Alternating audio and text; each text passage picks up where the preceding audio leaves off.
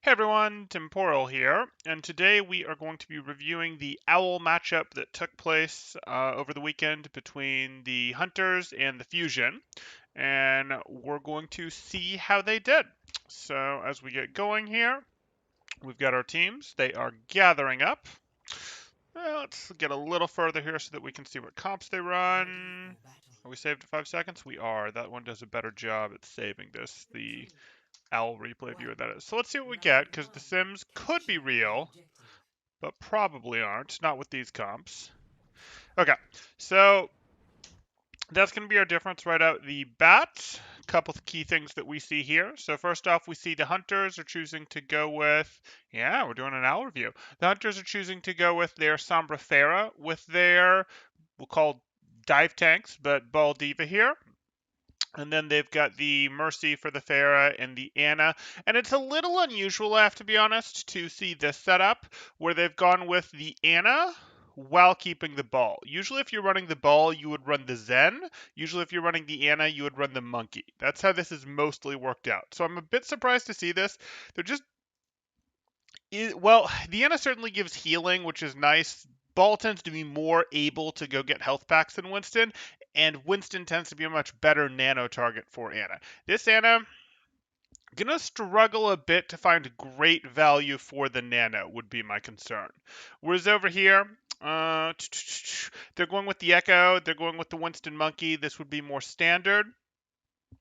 They are keeping the Brig perfectly fine. They've elected with the Diva instead of the Zarya. This is effectively a double bubble comp, but they've gone with the or the Diva instead of the Zarya, which that's fine. I don't think that's wild.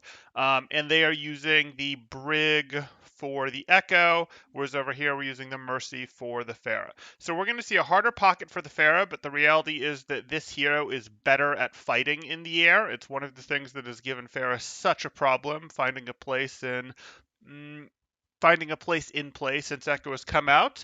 Farah does have a bit of a niche for, hey, she can chunk tanks a little bit harder, especially since Echo got some of the clip size nerfs and such, but Echo is just so much better at the aerial duel. That said, Echo's only going to have the Brig pocket as opposed to the Mercy pocket, so maybe that'll help even things out. Hint, it doesn't always. Tracer versus Sombra. That's not too wild. This looks like a comp that was more worried about these guys rolling out on Serious Brawl. So I don't know I don't know these two teams well enough. I haven't watched enough of their games to know if Fusion has shown a lot of Brawl and shown Double Bubble, whereas Hunters might be one tricking this. And going, hey, or one tricking not playing Brawl, I suppose you could say, and might be going, we need the Sombra plus the Farah to try to beat a team that comes out on Brawl, which is understandable. Sombra plus Farah is one of the better combinations. EMP, Barrage, Farah, lots of damage. That's something we've seen trying to try to again against Brawl teams. So my guess is that this comp will adjust as the round goes on. Probably not 6 hours, blah. We have a special event scheduled. We have someone else coming on stream, and we'll probably make that a separate stream at 2 p.m. So, what, 3 hours from now? So we probably won't make it that. It's possible we won't even get through all the maps, but I think we will. And this one isn't 6 maps like the Shock vs. Houston one was. Okay, let's say you would pick the worst hero comp imaginable for the Owl team and let them play against regular players, and they get the best comp. Would the regulars win? Well, if by regular you truly mean the average player, that would put them somewhere in gold, and the average players on the best comp in the world are still going to get crushed by pros on the worst comp that you can give them. The heroes aren't balanced so poorly that you can force the pros onto weak enough heroes that they're going to lose to 6 golds. Okay. Okay, so here we are. We've rolled out with our teams here. We see Hunter's Ball has taken Lighthouse here. How's our aerial duel going? Fighting for space. We do see Hunters have mostly managed to contain this, but Fusion got something through, didn't they? I could have sworn Fusion got something through. What did I lose track of? Mano's over here. Is that real?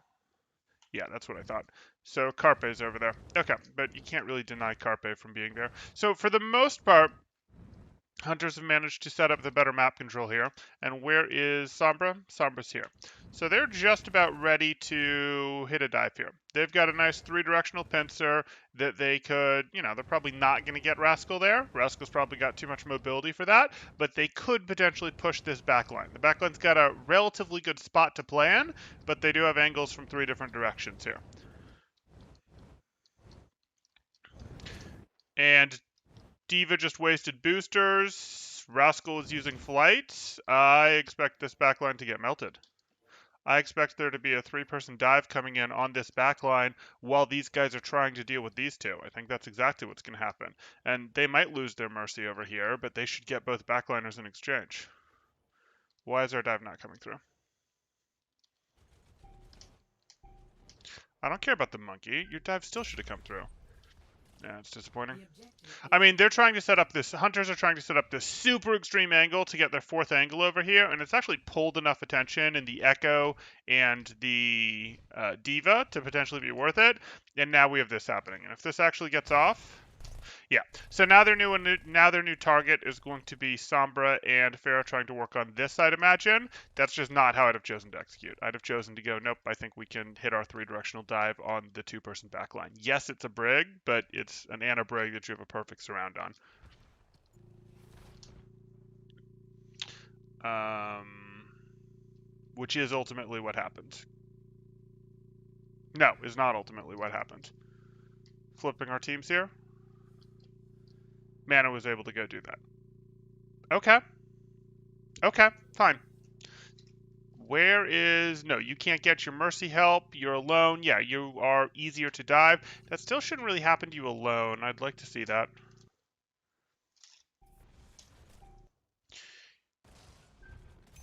Here you are. You're trying to help Mercy, who's in a lot of trouble. Mercy being in a lot of trouble pulls you here. Okay, and then Carpe is able to get in here. No problem. That's reasonable. So really, this was aggressive that they went with their pharmacy over here, and then they didn't take advantage of that aggression to go do this, which I think is what they needed to do. But that's okay.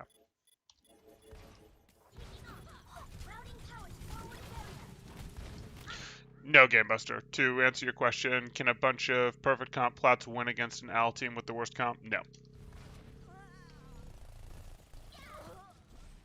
Oh, my mouse is being funky. Okay.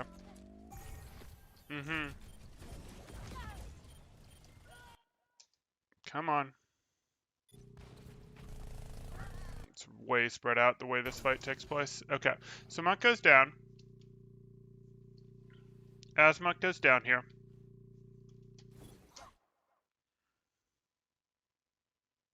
They're pushing Elza.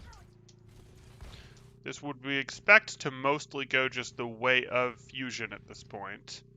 That's what we'd expect. Wouldn't really care about fusion trying to take point because they're not going to be able to hold it in a lost team fight. So why does alarm go down? Did we lose our brig? Your brig is right here. You committed your nade offensively. Okay, so just we just lost you there. That's reasonable. Hotba's not on you. Why is Hotba not on you? Hotba's doing that. What are you up to, Hotba? What are you up to? That's a rocket to your face, so you know where the Pharah is. Hotba. You have DM. You tried.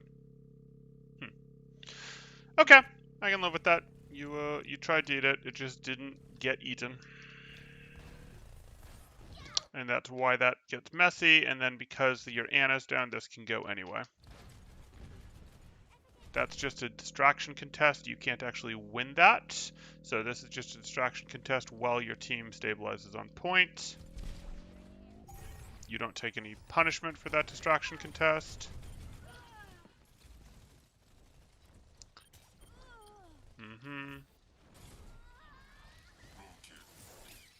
Yeah. Okay, so we saw what happened there. Case of lost the Anna early over here for hunters. Lost the Anna over here early for hunters. That probably could have been the end of the fight because they didn't. I mean, they didn't then lose their diva over here, which was the thing that was threatened. Instead, the fight evolved for a bit. Then the Anna went down here. The Anna went down here to the pharmacy that had wandered its way back, and it went down while Hotba was looking at it and just couldn't quite catch it in Matrix. That shouldn't really have happened. Yes, there was reasons. Hotba had been getting caught up on life, etc., but that shouldn't really have happened. And then from there, it's just a case of, hey, we can go ahead and deal with the point over here. Nothing too wild. Call Mechalim. Yeah, it could happen. Mano set up for the hold over there. High ground zap them from above. What are you prioritizing? Jinmu, what are you prioritizing going into this fight? Okay. You gave the monkey some attention. You're putting pressure on alarm. Why? Why is that happening?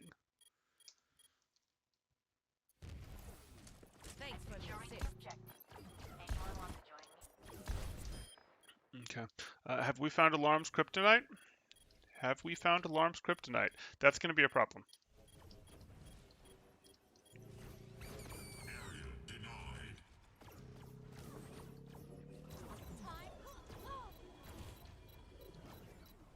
Mm-hmm.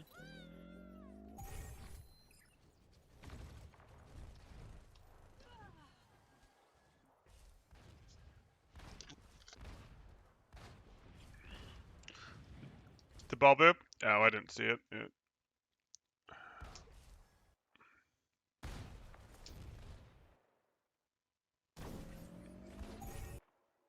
I might have to rewind too far to see it, though. Yeah, none of that really matters. Okay.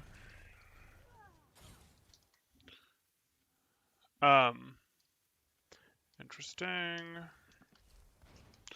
So they flipped that back. It looked like Hunters were going to win the first fight, and Hunters have started both of their fights by getting Alarm out there. So that's definitely a problem that we're seeing.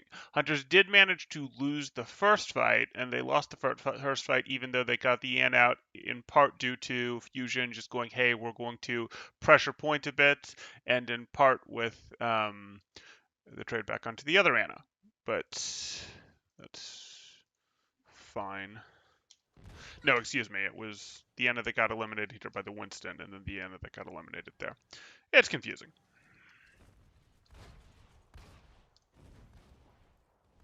Colors are hard. Okay, now you have the Farah. The defensive Farah gets to spam. Your ball's pretty deep. Is that actually anything resembling a real push? What are you doing in there? Why? Why are you in there, ball?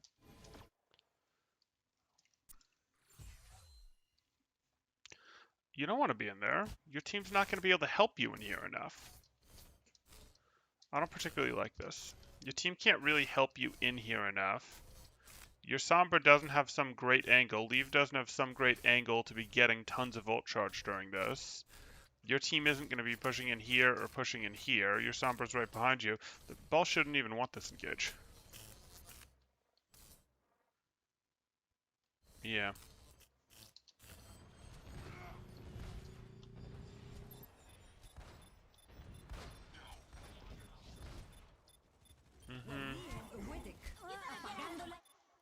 Okay, let's follow that a little bit more. Here's our ball. Nope.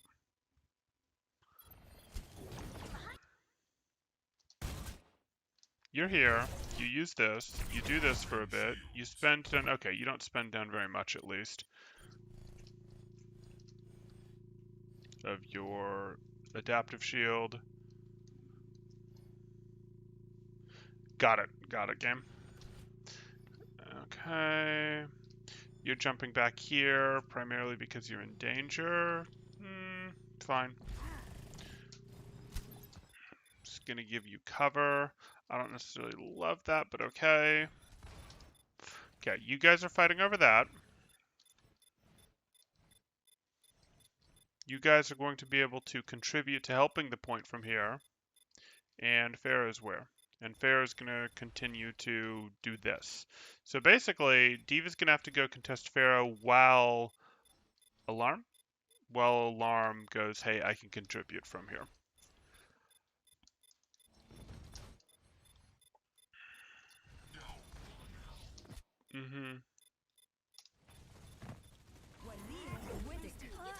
Excuse me? Excuse me? Why Alarm? Here you are. You guys don't have point control. You see that your monkey is low. You're powered up. Get in there. Were you trying to get your monkey? Hotba certainly doesn't need this. Huh. That was probably meant for mana. He certainly doesn't, yeah, certainly don't need that for your diva to, I mean, maybe it was this belief that if I nine out Hotba, Hotba's going to get an elimination in the 1v2. Like, Hotba's actually going to force an elimination. Maybe that's what's going on. Yeah, I'm fairly calm this review, for now. Apagando las luces.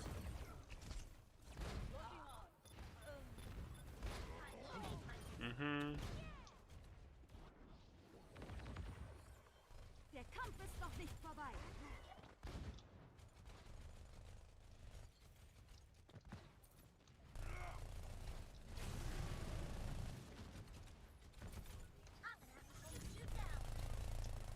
I'd like to see that again. Okay, so here you are. You're pushing back into this point that you still control. Or rather, you guys have the point control. You're falling back here. Sleeping Monkey is going on. Yeah, this is just scary. Like, they have a Sombra. You're flying over there. That's just scary. You land okay, but you're gonna lose your mech. Yeah, you lose your mech for that. We have this fight happening over here where Rascal should be able to tie this up disproportionately. You've got that going on. Fine. We might have to follow what Rascal's doing a little bit more.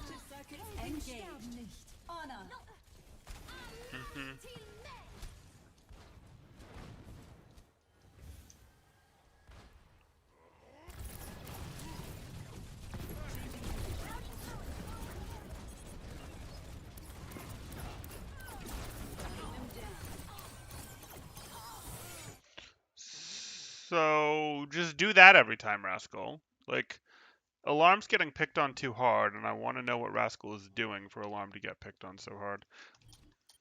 Yes, Hotba can stop that too, but that's the thing. Like, that is the thing. We're seeing Alarm's having a bad game, but part of having a bad game is why are these resources not more than capable of tying this up?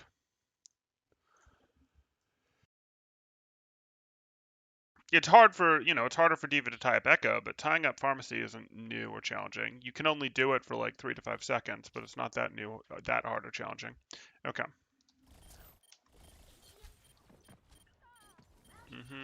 Apagando las luces.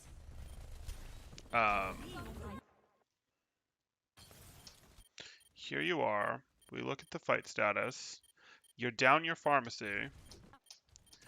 You're down your Pharmacy. Your ball wants to leave the fight. As you're down your Pharmacy and the ball wants to leave the fight, you are deciding that in this 1, 2, 3... Am I missing anyone? 4? You guys have 4 people, and so in this 4v5 about to be 6, you want an EMP. I don't think that EMP is going to be all that helpful. I think that this is going to be a case of, hey, Mano, you're not going to get. You've hit your EMP. A bunch of them have rally armor. Your ball was already exiting. Your Diva's already demeched. Yeah, you definitely don't want this EMP leave. Now we're nanoing our Sombras. So in the question of where are our nanos going to go, well, we've answered it. And it's on to Sombra that can't build ult charge because she's already used EMP. Yeah. I mean, the good news for the Hunters is they're at 88%, and we're only in the 30s for Fusion, so they do have time for 2 pushes here. They can build some ults, but they did just burn EMP and Nano into what were pretty clearly lost fights. And they haven't really made comp adjustments, so maybe they're just one-tricking this into everything because they need it to beat Brawl. Or maybe they're going to play Brawl. Who knows?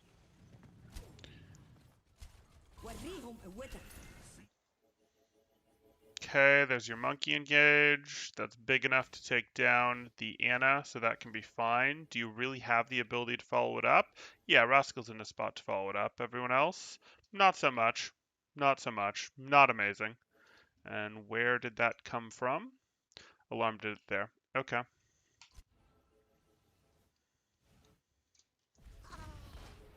It's fine though.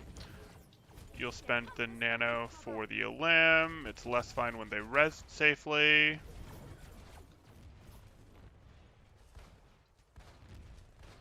Shouldn't be getting pushed back this hard. Why are you getting pushed back this hard? Obviously, they got a bunch of resource damage on you in exchange for that res. Like, you did not... Let's go back one more here. It's a good day to be a longtime Chengdu fan. Good, good. Okay, so here you are. Your Winston gets out in Mano. And Hotba got hacked during this, so that's why you're behind. While this was happening, Hotba got hacked. Rascal... I want to know what you were doing during the actual nano play.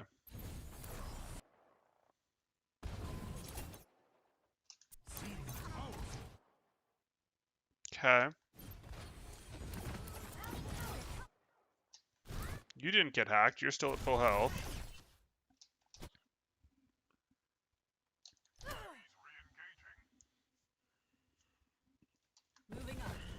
I'm not amazed with that.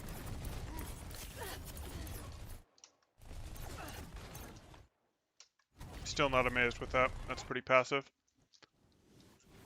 And he should be backing off and poking. Like, that's fine. But I'm not in love with what's happening. And how's Carpe doing? Carpe's over here. Okay.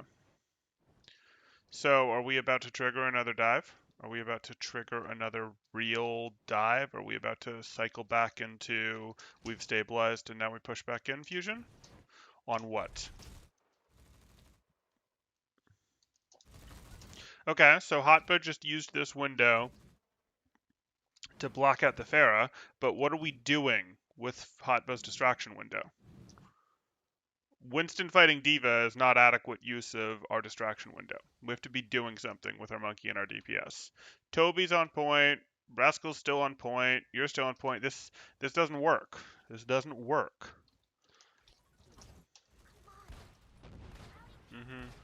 Okay, now now Carpe is going in. Rascal's sort of going in. What is the plan, guys? Like, the three of you sort of know that you want to be in this space, but what's the actual plan? Who's the dive target?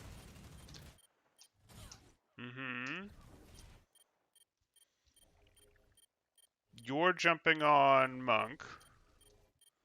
Okay, is Carpe about to be on Monk too? Does Rascal have boosters to get on Monk? No. No, he does not. This timing doesn't work. And Carpe is not in a place where he can get on him with one blink either. Rascal at least has the angle. That was not well executed. That was not well executed at all.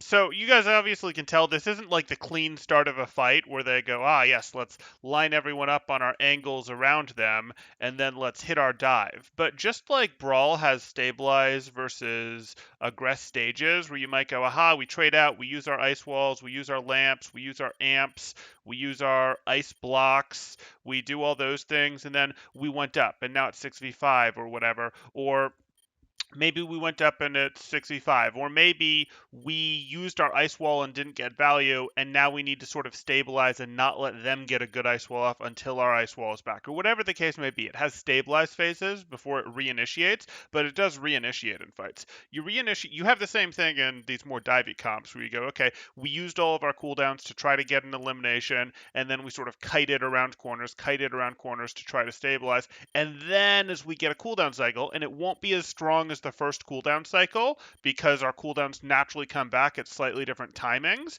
we need to sort of re-engage in a burst window with some synchronized aggression. And this was sort of like, we're going to use synchronized aggression in the same general area, but not on the same targets. That wasn't really well planned. And your plan has to be quick. Like, your plan has to be quick. It becomes a calm challenge. You don't get to make the same detailed level of plan that you might get to on the first engage, but on the reinitiation within the same team fight, you need better. Okay, use your primal. Do you get slept? You do. That was probably the easiest sleep in the world in there. Occupying point isn't good enough. Occupying point for your supports isn't good enough. You actually have to win this fight. And now Carpe is going back to point for this 2-on-2 on the point. Anna has gotten out alive. Rascal's not really doing anything. Fighting the diva. Good luck with that. No.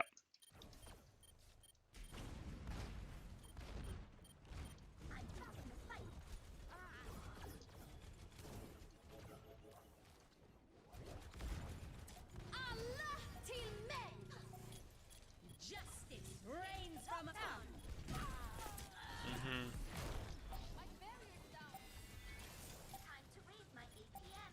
Okay, Carpe goes for 2. I guess we should watch that. How does Carpe go for 2? I mean, Pulse Bomb can go for value. So Tobe and Carpe were defending point.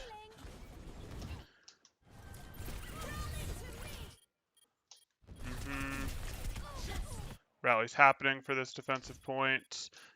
You managed to hit the stick on that and then Pulse Bomb out and do that. Yeah. Carpe doing Carpe things. This fight could still go either way. Fight won't go either way anymore. Okay.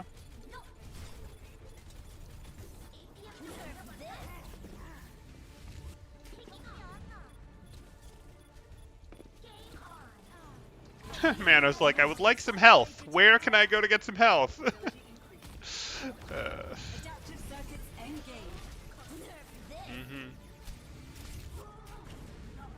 Really? Here you are. Some amount of trading back and forth happens. Wow. Okay.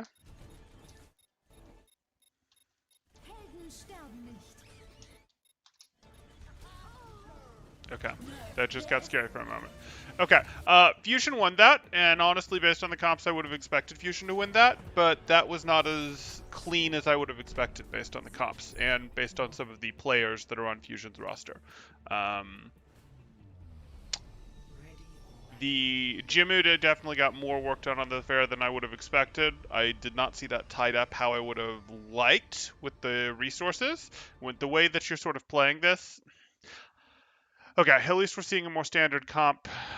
Well, we'll see what we got. I would have liked to see a little bit more out of Fusion in terms of denying that fair, be it the Echo, be it the Diva. I also would have liked to see more coordinated aggression from their aggressive dive team on some of the follow-up dives, and even on that first dive, the first dive that just didn't really happen when it was right there. And it's like, Brig does not mean you can't dive. It means dives are a lot harder. She's really good at preventing them, but you can still, if you come from enough angles with enough heroes, you're still going to beat her and one other person. Ah, well.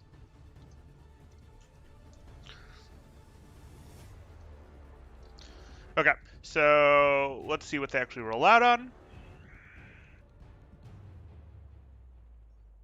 5, 4, 3, 2, 1. Round 2. Capture the objective. Okay, Zen Mercy is real. Okay. So this is what I would have expected the whole time. Um,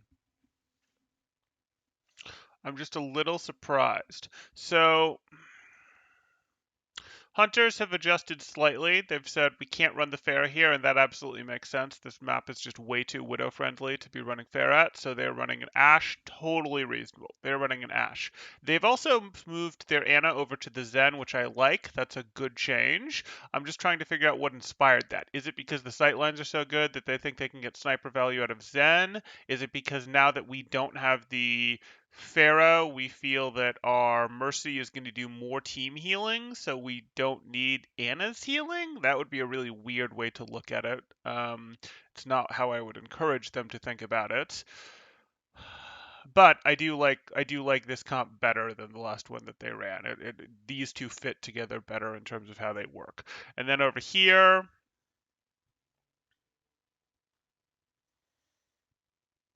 this is just the old school hybrid comp.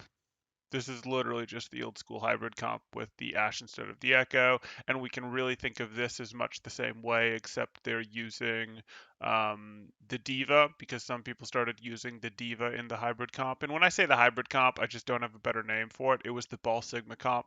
It was Ball Sigma, Zen, Tracer, plus either Mercy, Brig, or sometimes Mercy Brig or sometimes BAP, and then in the last slot you would generally have Echo or Ash or sometimes McCree. That was the old comp. It was end of last year. It's what the comp was in professional play, and it stuck around in some way as probably the least played, like Brawl, Double Bubble, and then what I call hybrid, but it's really just last year's comp. And it evolved for a while to use Diva when Sigma got the big enough nerf. So seeing this over here, you could just think of it as that. And then the Sombra, do they just not like? Does Jinmu just not like his Tracer? Much better Sombra player. But he wasn't who was playing Sombra last time. Last round it was Leave playing the Sombra and Jinmu playing the Pharaoh. So they did a little dance to get here. Interesting.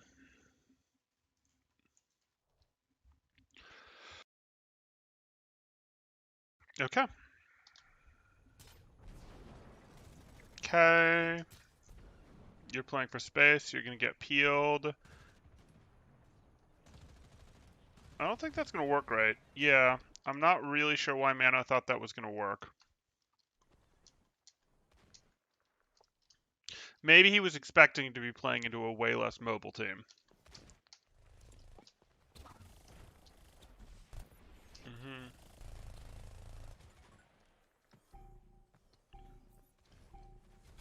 The objective is now active. Shoot you down.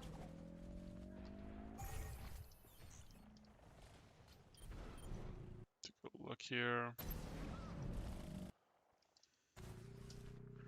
Okay, so this happened. We've got our pressure. We're boosting Leave over here on Ash. Fine.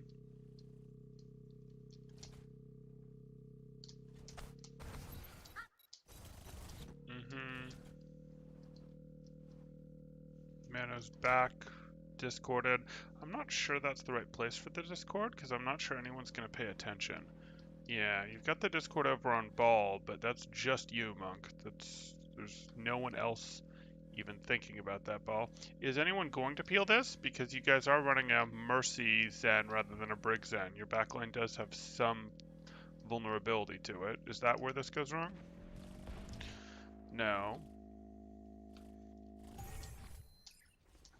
Okay. You let yourself get corralled into this room here. Where did Jinmu go down? Jinmu just got alarmed. That happens. Jinmu got alarmed. Okay.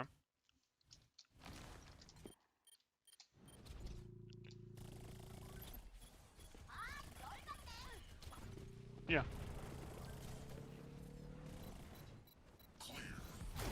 Okay. It's fine. Okay.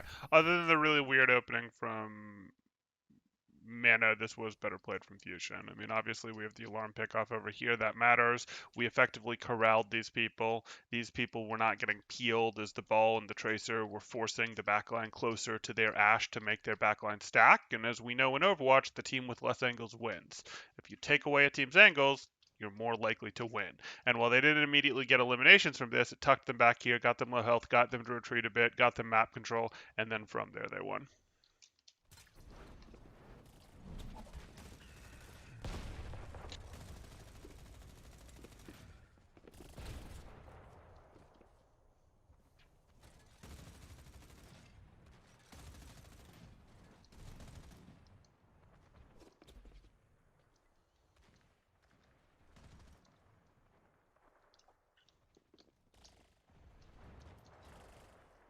Fusion controlling angles. They can't do much about the Sombra.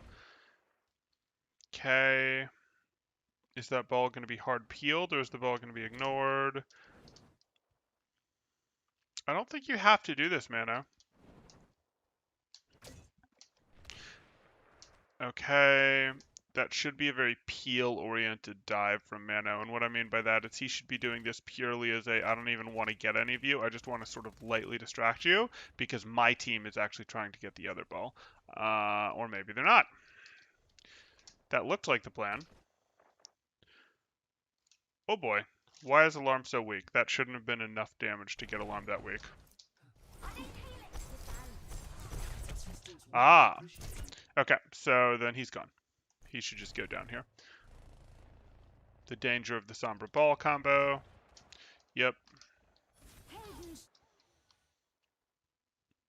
The presence of the Sombra on the other team probably means you do need to focus Ball harder when he gets in. Not really. Rascal's got the mobility to do the same. Rascal is here. Where's your play? Mana was very passive. Discord's living on him. Where was Alarm's Discord living?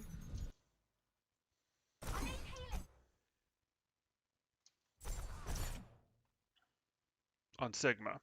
Assistance would be appreciated. So Discord difference? Yeah. Yeah, it is. Okay.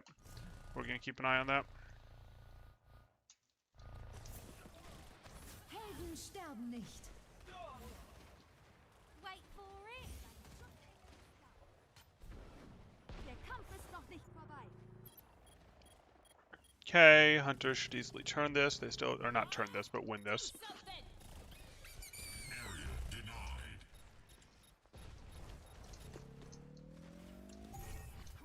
Took more investment than they'd have liked, I'm sure, though. The Valk plus the minefield. Okay, so let's see how these continue to win, because what we've seen so far is when Fusion won their fight, it was off the back of Alarm getting a pick off, and Alarm's Discord, in that sense, is likely going on backliners. Right now it's on Ball, maybe you'll move over to Ball. When Hunters won their fight, their Discord, Hunters on the other hand have much more often had their Discord on Mano, as we saw early Mano elimination. Then we saw Mano having to play much more passive over here. Then over here the Discord's still on him. Let's see how these continue to get used.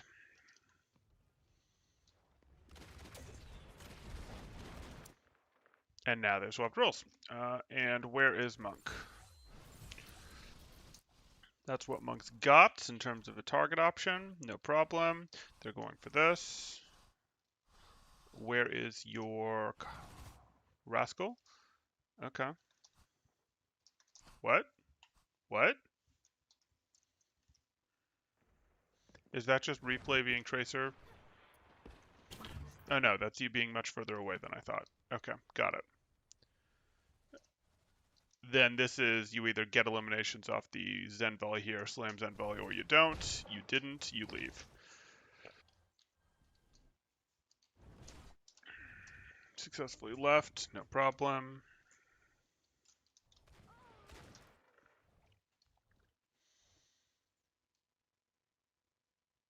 Believe picks that up off of Toby, not Wild. They have the better control.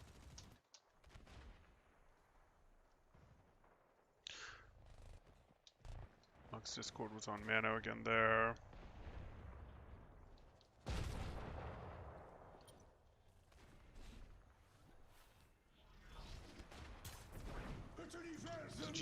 give up that much space.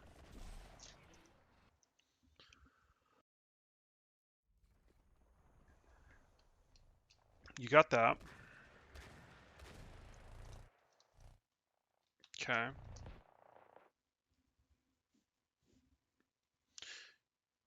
Carpe got your ball. Fine. So you're both down your ball. Excuse me, you're not both down your ball. You...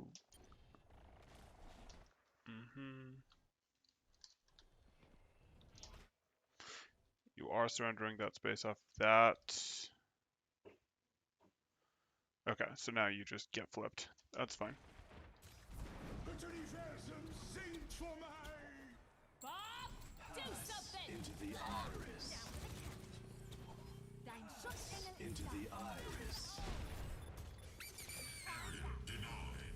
Helden sterben nicht. apagando las luces. Fusion invested their Valk in Minefield, and it's not enough.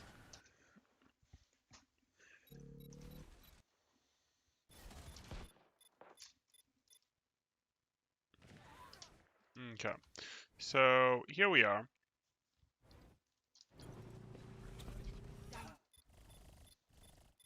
It's happening. Transcendence there, great. Mirror transcendences, rather. Pushing through.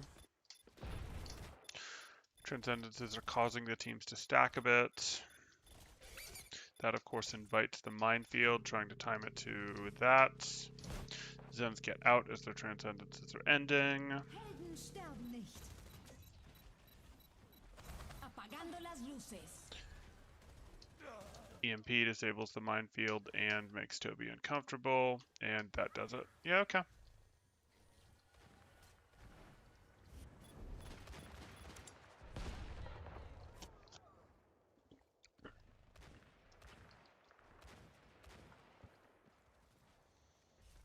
Okay, have to push into a flux. We did see the adjustment, by the way, where we have signets on both sides.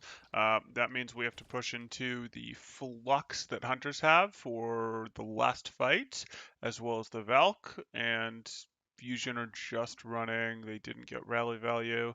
They're just running. That is an expensive way to not win. They just have Bob, so they need to pick off if they're going to win this. That's not it.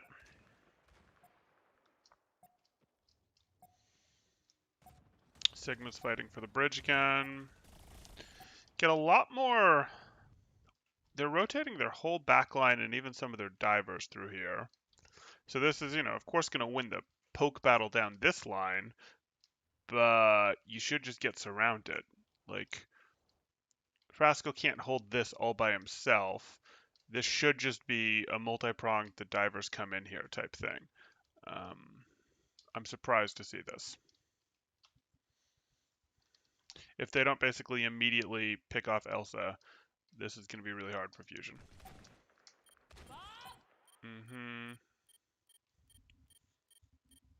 And this is, once again, we've seen that that's the win strategy that Fusion are trying to play towards. We've got the Discord Orb is over on Elsa, where they're playing for a ranged pickoff, as opposed to the Discord Orb being over on Mano, where they're going, nope, we're not going to let your ball play the game. We're not going to let you set up good dives. We're not going to let you corral as well. So it's like setting up your dives, moving the team around, versus looking for early pickoffs with your poke. There's the Bob. There's the Valk. And that should do it. I mean, we're going to come into a minefield here.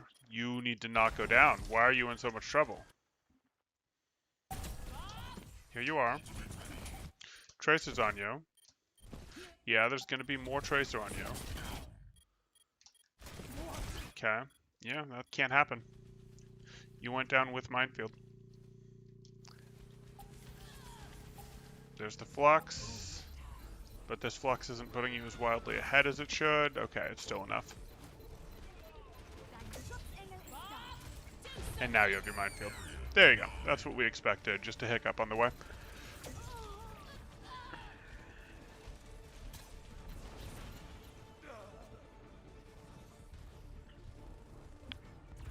Okay, so we saw a little bit of a battle of two styles there. They were playing very similar comps that both had multiple win conditions that they could play for, but Hunters were playing a little more for a corral you around, be ready to, hit dives between our Sombra and our Ball and see if we can get value there, see if we can at least move around to get presence. Whereas Fusion were playing much more for a we're going to win this battle. We're going to win on this side of the map with Poke, be that from our Sigma, from our Zen, from our Ash. We're looking to get that. Obviously, both teams had the option to do both, and both teams were doing some of both, but you could really see in the Discord orb placements more what the teams were leaning towards, more what at least the Zen players were thinking about, and therefore, since Discord is worth so much value, what the team's focus in a way becomes. Because they were much more interested in let's get discords on things like you, whereas this was much more interested in the discord here, which gives Monk's team map control, whereas it gives these guys, better poke pressure, effectively the shorter clock where they will win the poke battle if it happens, without the divers getting value. Cool, cool. Score 1-1.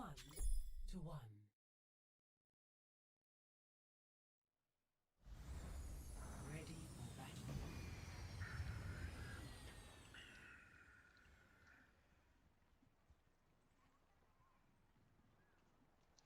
Just 1 second.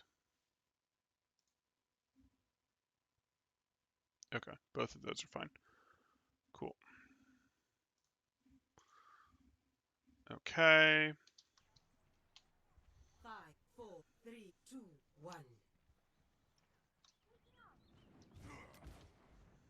Okay, are our comps real? Okay, so looking at our comps, I still don't like this Hunters. I still don't like the setup where you go with Ball plus Anna.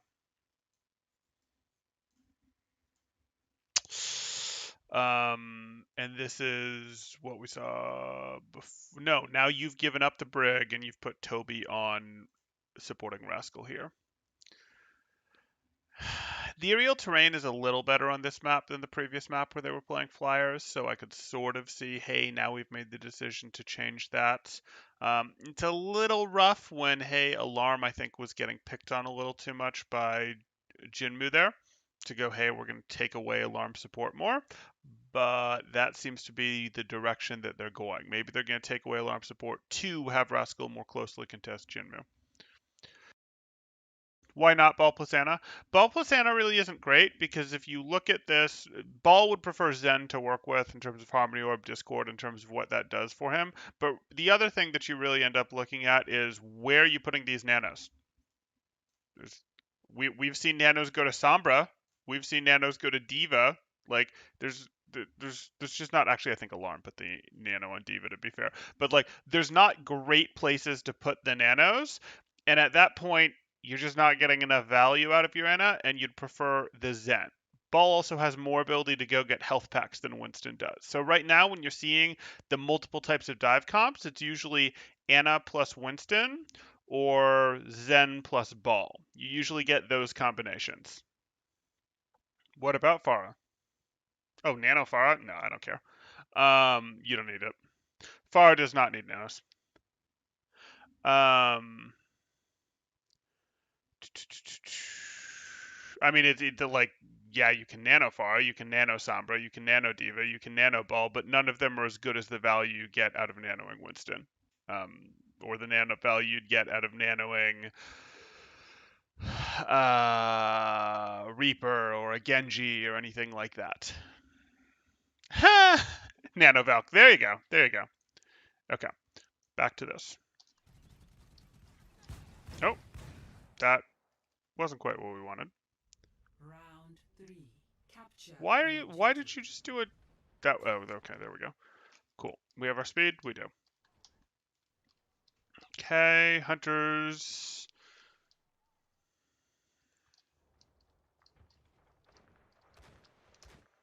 Hunters set up for that. They know that they're playing forms of poke dive into each other. It's been pushed back. There's no discords to watch this time. Hunters have taken right side of the map. Fusion are trying to take. Hunters have taken lighthouse side of the map, coast side. Fusion are trying to take cage side of the map.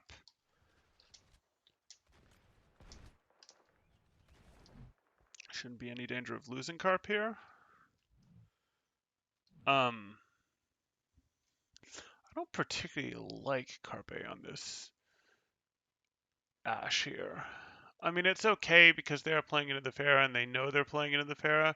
Usually the way you want to think about the game is dive beats poke, and they're both running sort of poke dive comps, but this is a comp that has gone hard in the poke direction. Poke, poke, these are both poke DPS, whereas this has got the dive plus the poke, and that would usually make this the better comp. The situation here, of course, is okay, yeah, but Fair is really not going to like playing into the Ash, so that stops being true. I'm still not a fan. It gives this comp more win condition flexibility. It just makes it really hard for this comp to play the game. I really think that you'd have been fine on Tracer. But you know what? If you are deciding, hey, they're going to basically one trick this Pharmasombra thing, we're going to try to just catch the Pharaoh repeatedly, that's okay.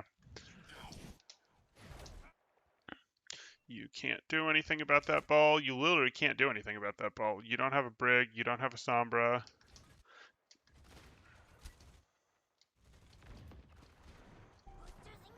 You're too vulnerable to dives. The objective Okay, now you've peeled the ball hard enough. And in doing so, they peeled your monkey hard enough. Yep.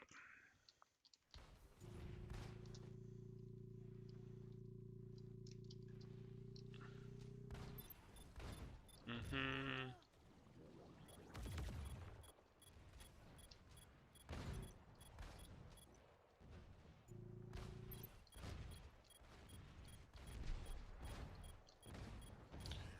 Better map control for hunters leads to the Elim. How did Monk go down? Too many places to watch at once. Routing pellets forward barrier. Over there. Yeah, that's fine.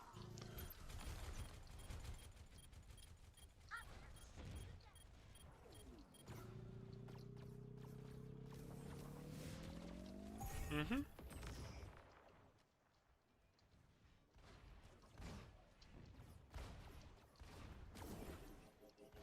Let Anna self nano.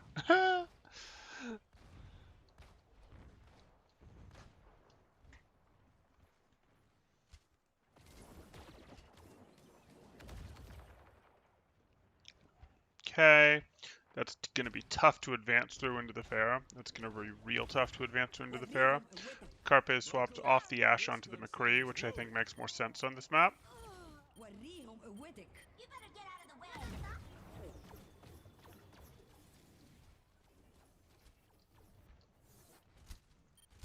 Routing pellets forward barrier. Mm-hmm. Apagando las luces. adaptive circuits engaged. Diva. Booster on. Is that enough? I'm not even convinced it is. Sterben nicht. Allah till May. That should do it. Nerf this.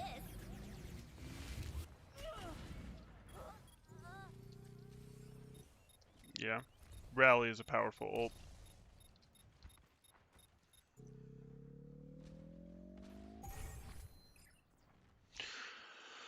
Okay, what should the thought process of Mano without a tracer to help with the dive? Always be ready to jump back to his team. His thought process, unfortunately, is going to be he's going to be trying to take some level of space, but he's constantly got to be ready to jump back to his team. This starts looking a lot like the old school Protect the McCree comp, where they go, hey, our McCree and our Anna and our Brig and these three are all going to play very close together, and quite frankly, our Diva is going to play with them a lot too. And while our Winston might go take some space, our Winston's ready to jump back to them at a moment's notice, and maybe Rascal will go do some things on his own.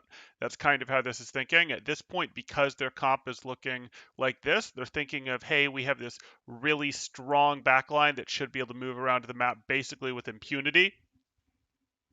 And we can go, we'll rotate through here, we'll rotate through here, we'll rotate through here, we'll rotate through here. They should be using their strength to rotate, or they should be willing to use their strength to rotate pretty hard, to scare off things like we can make your Anna move. We can drive, your Sombra can't really jump us unless you've significantly softened us up. We're not scared of your ball and your Sombra unless they jump us totally in the open where your fair is getting to contribute a lot. So they're trying to use some degree of, unless you jump us literally where your fair has softened us up a lot, we're just going to win. And we're willing to play a little bit in the open because we're willing to let our McCree take shots to try to just win against your Pharah, because our McCree does have help, has a Diva, has Anna, has this. Like, this becomes a we are hunting your Pharah type thing, and we're sort of trying to hunt your Pharah. We try to chase you around and hunt your Pharah, and we're not too worried about getting dove while this is happening. So Winston's job is mostly a, hey,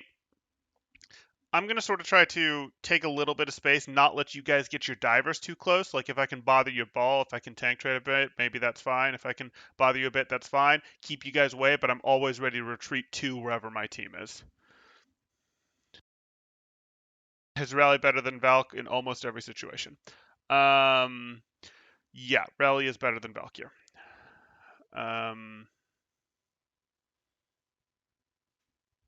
The damage increments are mostly low enough. Yeah, the rally is going to be better. You're looking at this, it just makes Ball very unhappy. It makes Sombra very unhappy. It makes EMP not all that amazingly effective. Makes Diva very ineffective. The only thing that Rally isn't having huge impacts against is the Pharah, but it still matters against her. Yeah. Rally's generally the better ult. In a very poke heavy setup, it can not be the better ult. Don't get me wrong. And we do have, hey, this is a pretty poke heavy setup over here.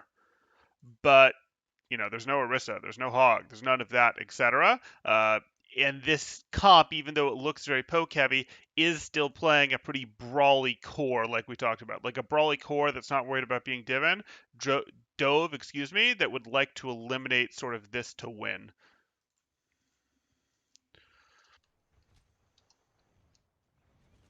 Mm-hmm.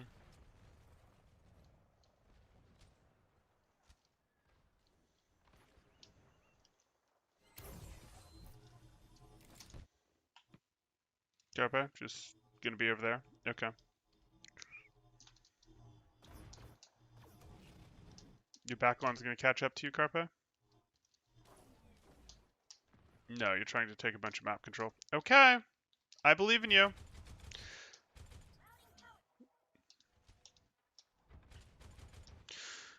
Backline's still trying to stay in range to help Carpe if he gets in trouble, but they're trying to still maintain some degree of angles. It's basically okay. This should do it. Carpe got hit by the ball. The minefield. That makes you engage strong enough. That's fine. Hotba's going wild to protect Carpe. That is correct.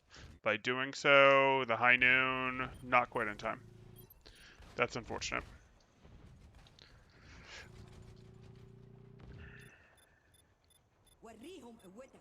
Buckle up.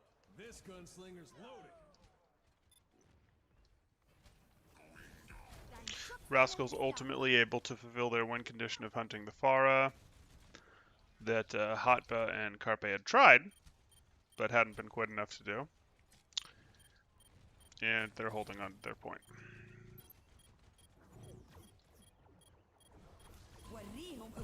And do we have a strong enough dive? So Hunters, again, the way that the Hunters try to win these dive win conditions, because we've talked about how hard it is to dive the Fusion backline, is the last time they used Mines to try and do it. This time they're trying to use Nano to do it onto their Pharah.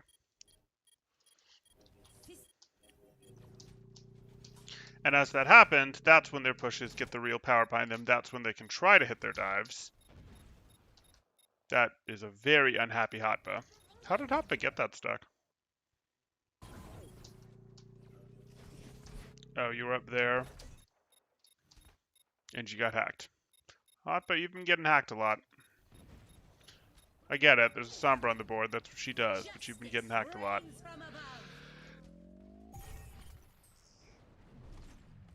Very hard to fulfill and eliminate the Pharaoh win condition when the Pharaoh is nanoed.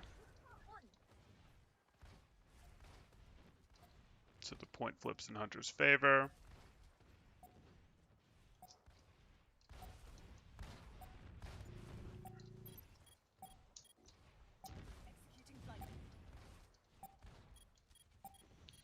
Taking cage side control. Backline is rotating lighthouse side. Where is our... Here? Okay. Fine.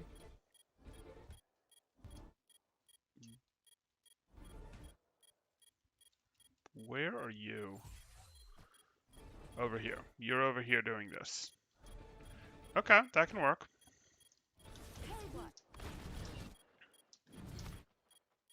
Okay, are you gonna get him or no? Almost. And Carpe doesn't quite hold on. But you traded out enough. Diva.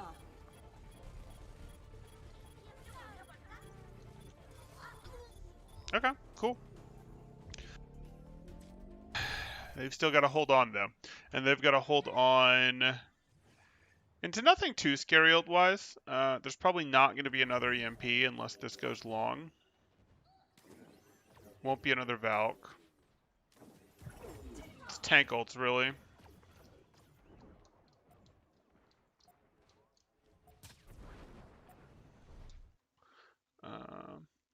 Why do owners go for Pharah so often when almost no one else in the league plays Pharah? I don't know. I haven't extensively watched the Hunters, so I don't know why they're doing it. It could be that they think Jinmu's Pharah is really good. It could be that they've decided that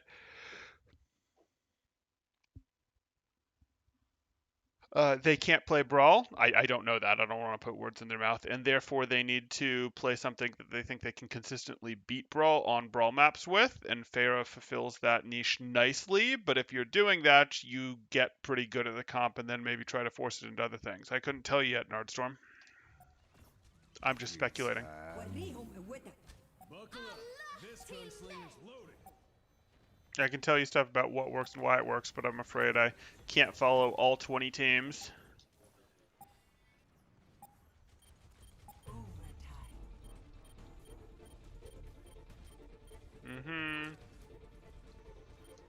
It's fine. They had to trick one. Fusion was always gonna... Okay. Sure. Bye! Slept into the well. Best way to do it.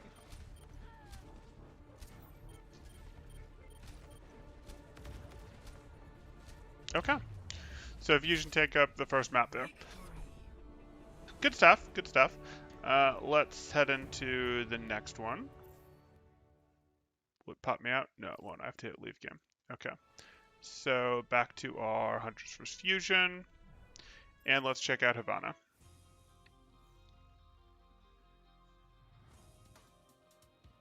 Ready for battle. Okay. So Fusion are going to play the Brawl, which is what I expect. And maybe this will tell us are the Hunters avoiding Brawl. Looks like he looks... We'll see. We'll see. Fusion are playing a Brawl. Are they actually going to try to surprise them with their Brawl? Okay, meeting's over. Welcome back, Blah. Welcome back.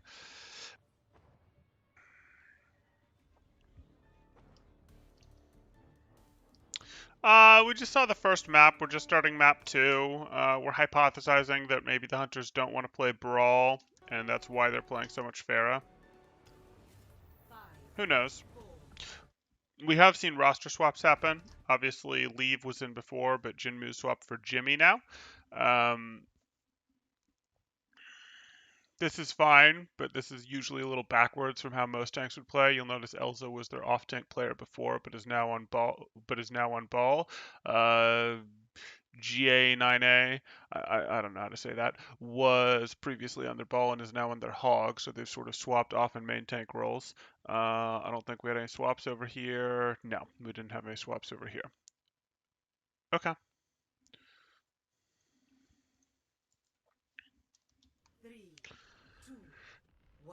They pulled out goats last round. Funny, funny.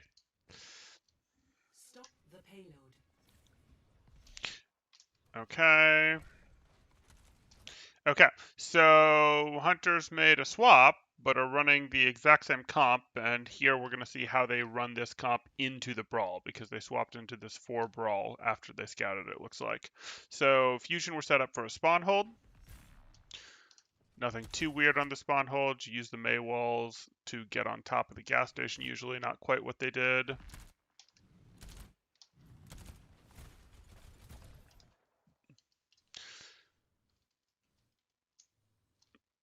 Carp is separating, but you have the tools to do that, no problem. Alarm's going to be under pressure. Uses his shift. And they're able to take out leave. That'll instantly get rezzed. No, not going to instantly get rezzed. The DM over that was a little interesting, Hotba. You don't need to DM the corpse. That doesn't stop res. Okay, that's a cute little trick that Hotba's doing. He's sort of going, I'm maintaining height up here. He's using his boosters to consistently put him here, knowing that he's playing into a pharmacy, and then he's intentionally falling this way or this way, so that his second boosters, when they come back, because they'll come back before he's fallen off the roof, you know, get him closer to that affair much faster than if he was back here. This is a nice little tech that he's doing. And he cancels those boosters early, and he makes sure to land as close to the apex of the roof as he can again after the cancel, so that he's once again sliding, and he's doing the most he possibly can to keep himself in a range to effectively zone these guys out, while also keeping himself in a place where he can be healed from his BAP down here. So this is actually really nice from Hoppa. Oh, except he missed. Unfortunate. At least he landed on the gas station, so he doesn't have as far to go. Oh no, he's choosing to stay on the gas station. Okay, that's fine. You're choosing to not get pelted by rockets. Fair enough. Should be an easy peel. Hotba can't help with this peel, but Hotba's blocking this out and is in a place to block this out. As this is happening, this shouldn't be too terribly scary. Ruskell is over here dealing with the May. That's an easy win for them. And this shouldn't be terribly scary. So unless Anna just hits a giant nade here, which is a possibility, this should not really be that scary to Fusion. They've got a good 5-6 seconds to act with basically impunity. And they go for the Anna first, and it's over. Why is Carpe in that much trouble? You're in the lamp, you'll be okay.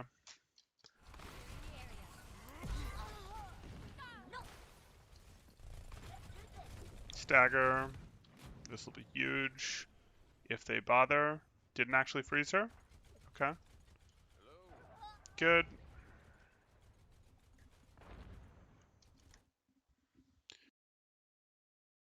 Oh, that's a great idea for a video. Tifa, you are the counter to Farah, not your McCree. Yeah, title's a little long, but hey.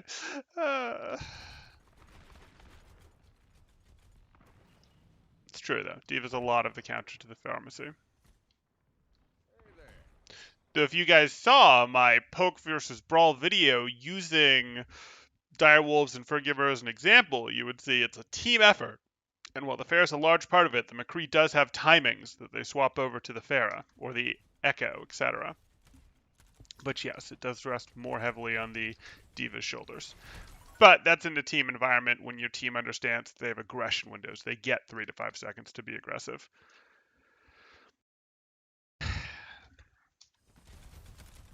There's the wall. So we did see Hunters went over to the Brawl here. We did see Hunters were effectively forced onto the Brawl. Clearly it's not where they wanted to go. Clearly it's not what they wanted to play, and that's a bit of a problem because now a minute and a half in, they're swapping to Brawl. They will have had nothing ult-wise in their swap to Brawl. And Fusion, on the other hand, have an ult, have an ult, have an ult. They're up 3 ults to 0 just because they've been getting to do this for a while now.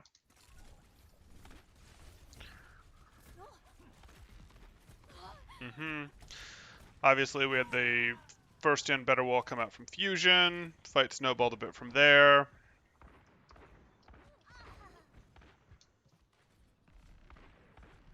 I do recall Rascal traditionally having a strong Mei. Plus, it looks like Hunters doesn't want to be playing Brawl. I expect that we are going to see some fun here for the Fusion. But I could be wrong. Routing power to forward shield. Okay, wall gets split value. Window goes up. Ryan retreats into spawn. Are you going to be able to get more than the diva out of this window? I don't know about this window. Yeah, that's what I thought. Ultimately a valueless window. They were going to retreat back basically into their spawn regardless, so that window just caused them to stay in their spawn for an extra 3 seconds. Not a good enough use. Okay.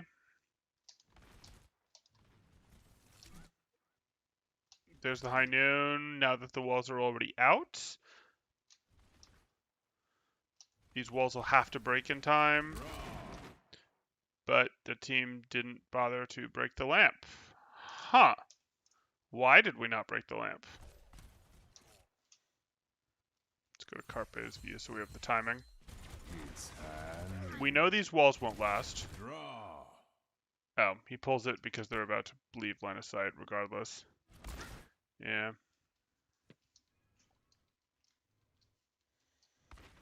Those haven't been the most amazing use of the two poke-ults, the window and the high noon. We definitely could have found ways to get more value out of those.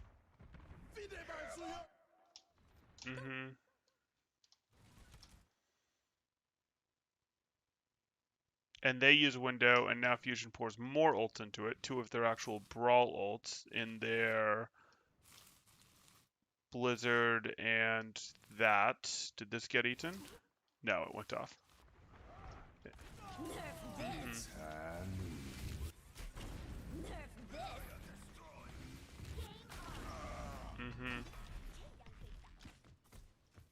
So Fusion won that fight, but I've been less happy about this. Fusion are disproportionately spending ults to get what's left here. That said, they've brought the time bank down to a minute, so you can't get too upset. I'm going to do it anyways, but I shouldn't. 60 seconds. Okay, play in your corner, you hit your wall, you get their lamp out first, their wall comes out, that's fine. As soon as these walls go down, you hard commit with your own lamp and you win. Hard commit with your own lamp and win. You've already got ice block out of them. It's great. Why is Jimmy even pretending to still be alive? And here's your window. And this window they won't be able to answer.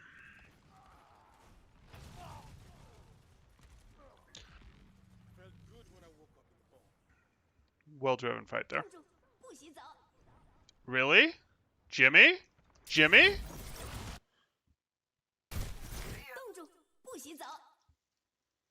Okay, here we are. Huh. Run that by me again, Blizzard?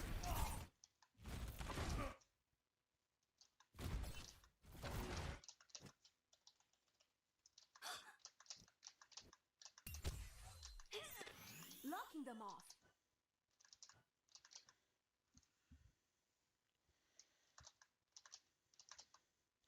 Huh. Okay, that's fun.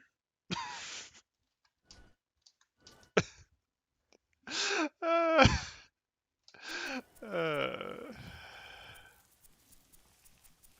mm-hmm.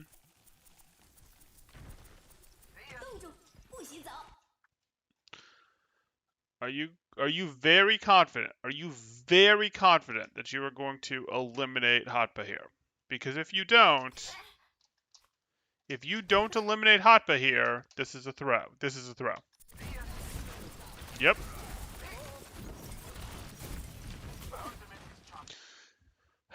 So it wasn't necessarily a throw to ult in a situation when you're the last one alive on your team in a spawn hold, because if he gets the elimination on Hotba, the spawn hold is effectively over. and they get to get going, but that was not high probability that he was going to get that. Like that was not it's never going to be high probability in a 1v6 even if the other 5 aren't quite there yet that you're going to get an elimination on them. That is really kind of disappointing. Like it's not as bad as it looks, but it's still pretty bad. Need help. That's why Jeff is gone, those walls. The divas just teleport through? Okay. It's hand.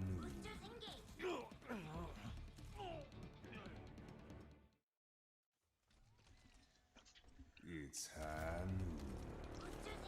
hand. Okay, you go over there. You do that. That high noon was better used.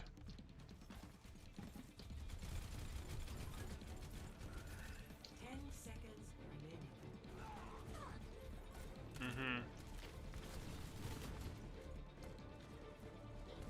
Is your diva gonna get forced out? Are you going to win with ult advantage? No, you don't have an ult advantage anymore.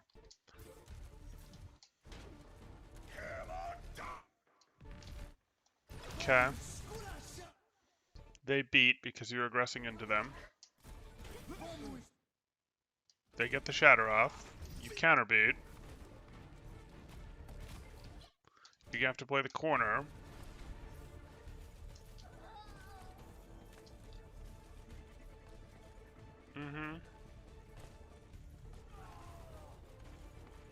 Yeah. I mean, this is downstream of Fusion just overspending ults, not getting enough value during their spawn hold. Like, yes, they brought the spawn hold down to 30 seconds, so objectively we can't be like, oh, it was a bad spawn hold. But they were having to spend too much of the ult gain that they'd gained to get there, and now they didn't have the stuff to close this out. Okay, here they do it. Still, that's I'm not actually that impressed with what I saw there. Against a team that clearly doesn't want to play Brawl. Even May's CC ability has limits. Okay, okay.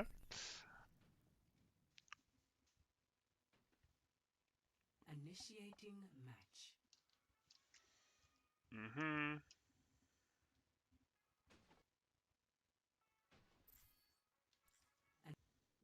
Oh, short one, very short one. Okay. Initiating match. Ready for battle.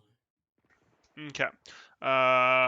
We're gonna see this rollout. We see Carpe on this sim. Is that just to help break any sort of spawn hold they're worried about? And Hunters realize that with how little distance they got, they have no choice but to play Brawl.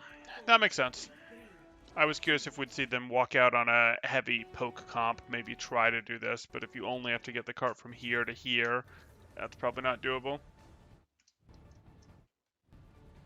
Oh yeah, no, it's bad. It was not a good push. But you know, they were on a different comp for the first minute and a half, had to give up on that comp, then got spawn held all the way down to 30 seconds. So it was never going to be great unless they were able to, from breaking their spawn hold, then immediately win the next real team fight and then get the cap and get some time back. But okay. One. Attackers incoming. Stop the payload.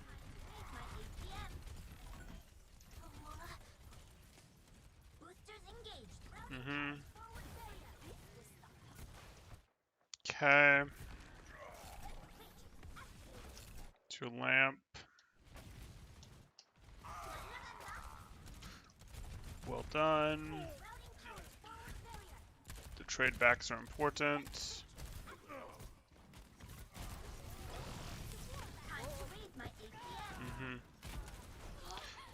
Respawn advantage does what respawn advantage does, even though that wasn't a clean win at all from Fusion. Suiting up. I'm back in the fight. Should get a touch. Should get a serious recontest even. Yeah, serious recontest. Pushing into angles against a high noon feels bad, but you can outweight this high noon. That was nice of them.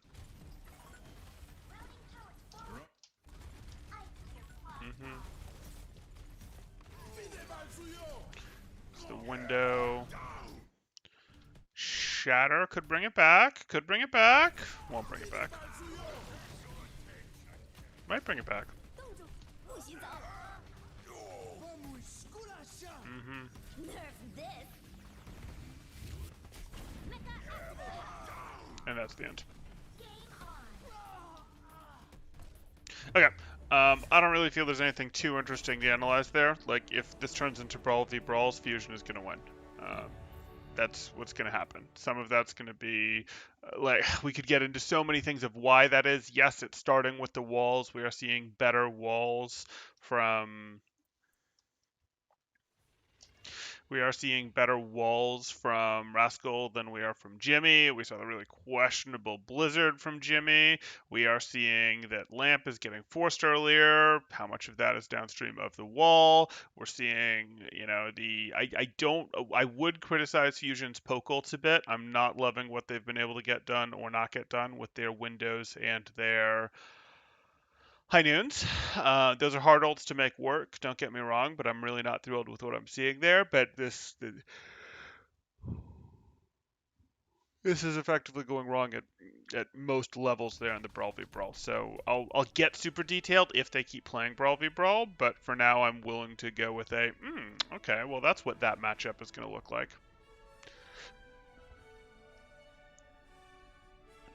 Carpe stayed in spawn and then poked out Hunter's backline. The team with more and better angles wins. Yeah, that's exactly how you play that. Sorry, I didn't comment on it, but yes, when you're getting spawn camped like that, usually that's what you do. You go, hey, our core is going to go out the one door, usually from attacker's perspective it's the right door, and then our McCree will peek from the main door and just poke them. That's usually how you break it, and usually it gets answered with a diva, and it gets answered with a diva a couple times, and then you try to sort of fool them into going, okay, well now we'll send our McCree and our diva, so your diva answer isn't enough, and you won't realize it, and you won't run over our front line fast enough, or our front line can retreat into spawn, or you fool them and bring your McCree back with your core, and then their diva's marking nothing, and you try to do a flashbang play because their diva isn't there to eat it. That's usually how you break those spawn holds. Okay. Ooh, Volskaya. We can see some real poke play. Ready for battle.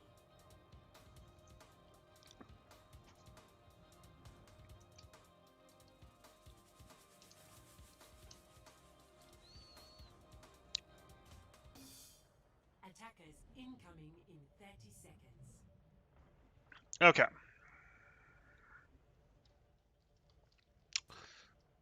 So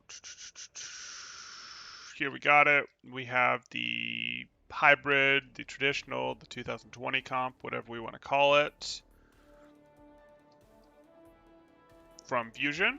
And then it looks like we're going to be looking at... 3, 2, Oh? 1. Is Elsa really going to run Sigma? Defend objective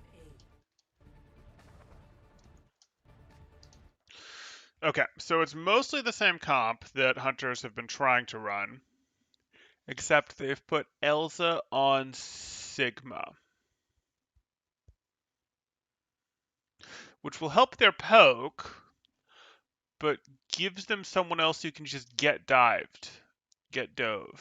And they don't have enough ability to peel for that. Like, you have Anna. Anna can deliver a lot of healing if that gets dove. And Fusion are running Ball, not Monkey, so they can't isolate out the Anna healing from helping the Sigma. But that Sigma... I really think the Sigma's too vulnerable. Like, for now, you can put the Sigma up here, but you aren't going to be able to constantly TP it to high ground. And as soon as you drop that Sigma off high ground, this plus this plus this is a pretty competent dive team to erase this. It's not like instant delete. It's not instant delete, but there's not great peel for this. Of course, there's not great peel for this either. But the dive team is a little less punishing for this. There's no Discord Orb, and no Discord Orb makes a pretty big difference. Okay, I think that Sigma's going to get punished, but it does upgrade their poke, which would be important if they were playing into Brawl. But they're not.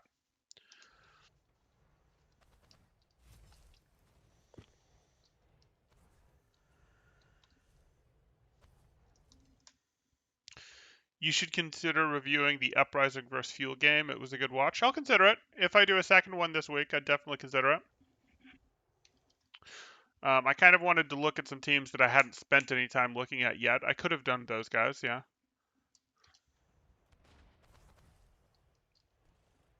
I also want to make sure that, everyone isn't reviewing the same games. I know everyone reviewed the Houston versus Shot game last weekend, including me, but everyone reviewed it, and it's not like everyone reviews every game, so a little more diversity is probably better for the audiences. Because I do know we have some people who are watching multiple of the people who do these reviews.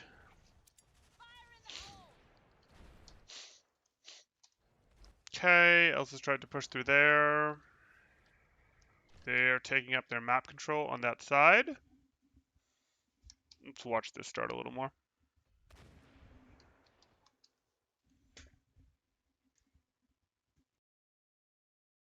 Okay, so here we are. Did you just surrender this side? Your ball effectively is getting forced out. Why is your ball getting forced out? Where's your tracer?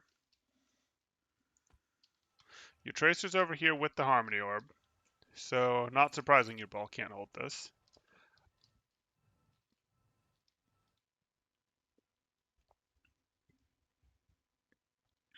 You're just going to end up in a poke battle. You're going to end up in a poke battle, but you have the better dive team. You don't want to end up in a poke battle when you have the better dive team Fusion. And you know they're comp, so you know you have the better dive team at this point. Oh no, you guys have... Your dive teams are pretty even now. I still consider you to have the better dive team with the Tracer versus the Sombra, but the comp suggested. We saw that the Monk went over to the Zen there finally. Okay, good. Mano's looking to retake the angle. Where's Carpe? Carpe? Excuse me, Rascal? Rascal's playing back here as if it's going to peel, where Mano is having to do this by himself. So, okay. Fusion are playing to peel. I feel like they've done this a few times. I guess that makes sense. Like when you feel like you have a great Zen and Alarm who's just going to delete people, etc., you can play more poke. And if you're going to play more poke, you can go, hey, our Tracer's going to play in more of a peel style. That's okay. Your ball is, still then going to go, I disrupt better. Disrupting your poke is still my thing, but I have to be very gentle about it. Whereas it looks like Hunters are going to want to hit harder dives based on what we've seen here with their Sombra and their ball both over here. Ball gets forced out immediately by Rascal. That's good for what it looks like Fusion want to do.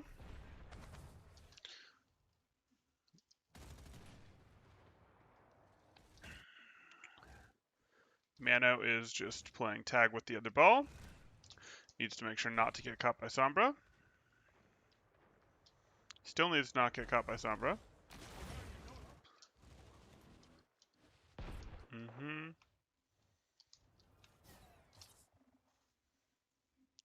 Of course, Enrique. And I think that was fine. I just want to make sure that that's not always what happens.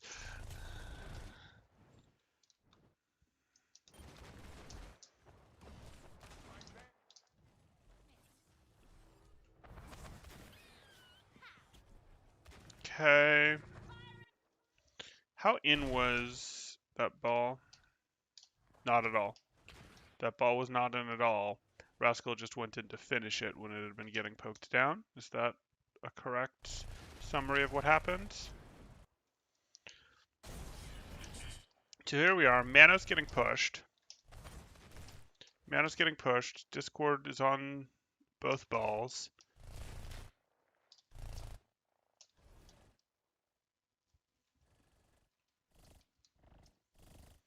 And then, okay. Rascal was there and is able to finish it off. Okay. Good on you guys. Good on the dive team from Fusion teaming up for the elim there.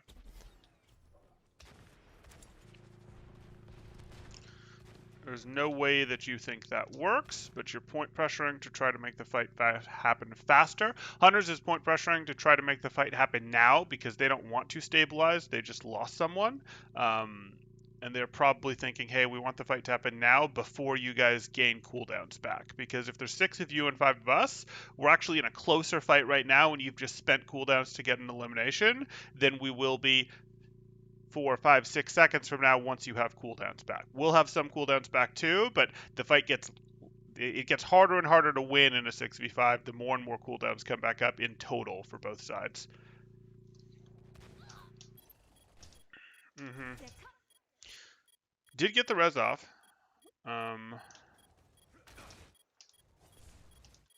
There's no way. There's no way Hot lets you live. Really? Wow. Those are some missed shots.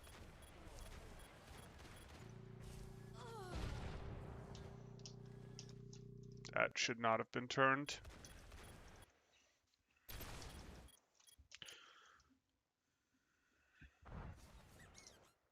Okay, that happened.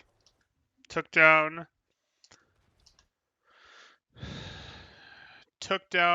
Hunter's Ball.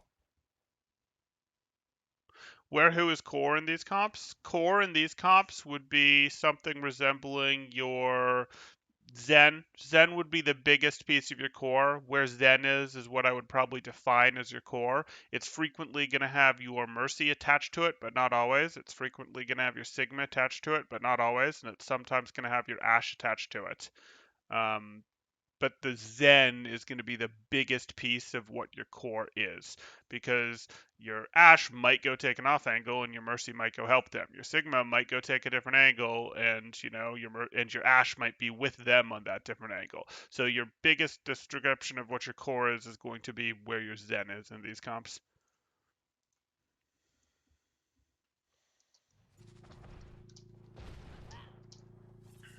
Okay. They did get Mano healed back up enough to re-engage. Hits this roll through. Leave got Carp.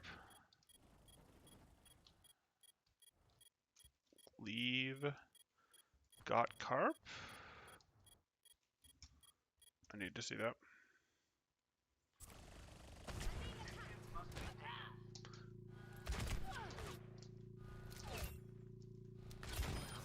Ooh. Winning the duel against the high grounder. Okay. That'll turn the fight. So then it goes, I mean, that's going to be the biggest piece, but that's not everything that goes wrong for Fusion here. Remember, they were up 1. This res goes off, which is a problem, but that Mercy was at less than 60 health. Does clearly get the Harmony Orb because it's getting healed. Still should not survive this.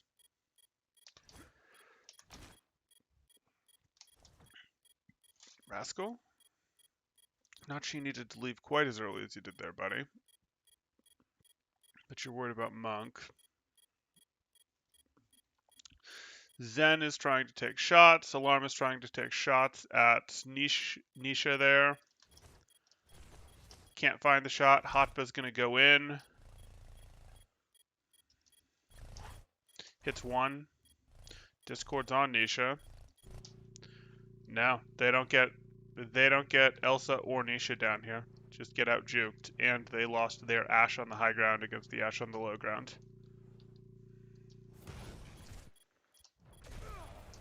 Yeah, a little too split. And Tracer was over here, Rascal, as opposed to finishing off one of these 2 targets, and then blinked away. I think Monk was putting some pressure on him, but a little bit of target split there from... I mean, losing that ground duel they shouldn't have, and then a little bit of focus fire split from Fusion. So does Mercy peel for Zen? Yeah, Mercy's a great peel. Like, remember, Zen's a pretty dangerous character. If Zen is getting an extra 55 health per second, getting damage boost toggles. Zen's, might not be as strong a peel as Briggs is for Zen, but Mercy peels for Zen frequently. It's not going to protect your Zen from a 3-directional dive, but from one person showing up, absolutely. Yeah, Nisha not going down there. That was some good evasiveness. It's not all good evasiveness. Like, if we watch this from Nisha's perspective, let's watch it from Nisha's perspective, because some of that was good Mercy play. but some of that was things that, how shall we say? Did we hit our res yet? We have, so 2 more rewinds. Okay, so here we are at 90 health. That was boosting that to try to help with that duel that's going on, high ground versus low ground. Over to here to help the Zen. You know you need this. You've got cover set up over here. You know that there's threats over here, but you've got cover set up, and so you're going to try to use it. And you have the Sigma Bear this way. So this is good teamwork. You see the Tracer. Staring at the Tracer is not helping you, so you're trying to figure out where am I going to go. You immediately Guardian Angel to the other side of the barrier, which is good, because the Tracer can't shoot through the barrier. There's risk that, hey, you're going to take damage here, but hey, through the barrier, still probably a good idea in this case. You're then going to Guardian, you're trying to move, you Guardian Angel right back to the other side of the barrier, because of course, the other team Zen is going to get on you immediately, and it does mean you got discorded by swapping sides on the barrier there. So that's a real problem, but you go back to your Zen, who's driving off the Tracer. You go here, you're trying to work your way into the corner. You do so without getting hit, which is amazing. You do take 1 shot from the Sigma there, but somehow not both, which is surprising. You go for Elsa. Immediately cancel that GA. Let's get you back out.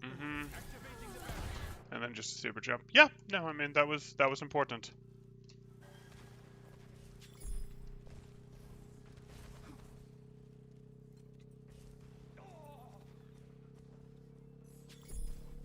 Goodbye. Ciao. Okay. Objective. Are fusion able? No, fusion cannot set up the aggressive hold here. They're too late. Okay. Which means hunters get to take elevator for free.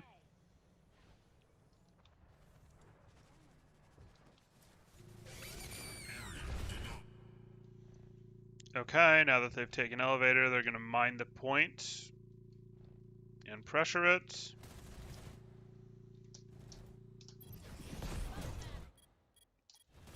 That always seemed a little aggressive. You have control here. You have a Sombra over here, and you have a ball on point. That doesn't really strike me as enough angles. That was kind of hopeful, I'm gonna say. It was hopeful to believe that your ball could actually get a tick with these mines here. You hadn't softened up this team at all. You hadn't really made this team scared. Yes, you have this. Yes, this is a powerful spot, but this is not checkmate for this point by any means. Like, they still have here, here, here, here, are all places that they can and were playing from. And of course they can threaten the ball here, and they can even threaten the ball here from places that the ball can't really be supported, because the ball can't really be supported from here. So I don't love this. I kind of feel like that ult and ball were donated there.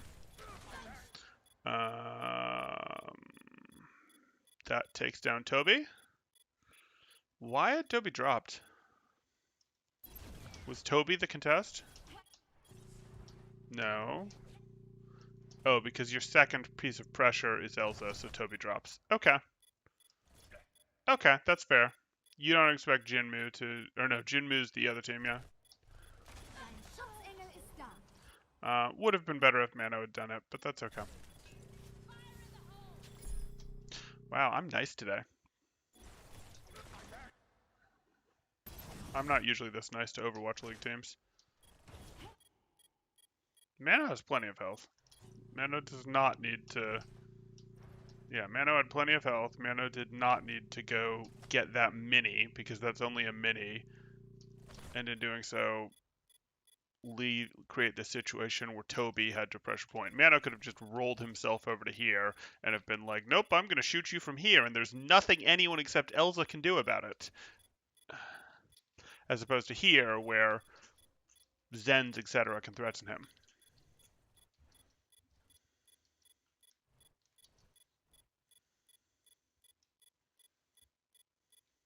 Yes, yes it did, Nard.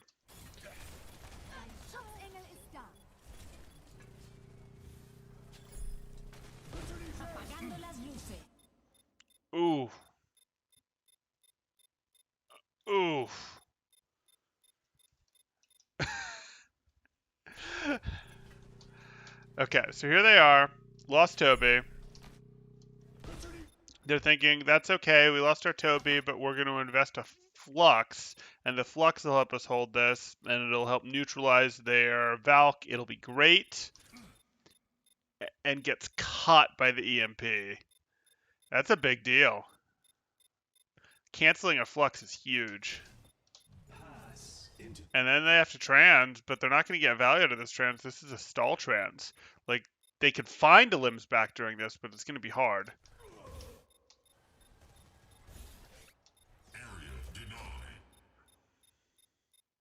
I don't know about that minefield, Mono. Like, this team was going to kite you for a bit, and you're not, like, in danger of if I don't get this minefield out now, I won't be able to. You still have trans going.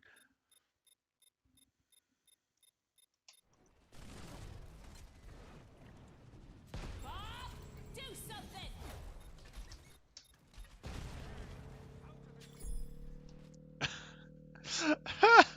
Really? It's great. There's no way that was intentional, right? I mean, it is, but we're just like, okay, that's funny. The hamster behind the Bob, using the Bob as a wall. Okay. Okay. I don't think that was a particularly good roll onto the point to start the second attack from Hunter's Ball there. I don't, but I think the abandoning of the point by Mano and the leaving by Toby was, that led them to get a chance to stay in their attack when their attack should have been over when the Hunters lost ball. And then from there, the ult swung quite nicely. I mean, it's like, hey, we're going to Valk. Valk is scary. You're going to Flux. We're going to cancel your Flux and get EMP value. You're going to trans. But again, your trans is going in our you're down a little, so your trans isn't really helping you power play. It's really equalizing to our Valk. So it's like the Valk sort of forced two ults, and anyway, yeah. That was good. That was good. It's not quite fair to say the Valk forced two ults. Obviously, there was EMP in there as well, but hey. Switching sides. Bob would be soft cover. Initiating match.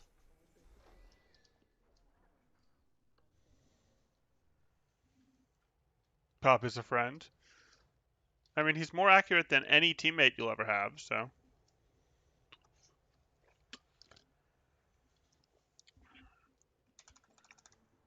Seems like a good friend to me. Ready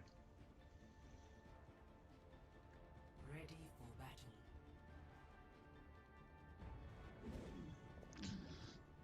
Attackers incoming in 30 seconds. Taking off!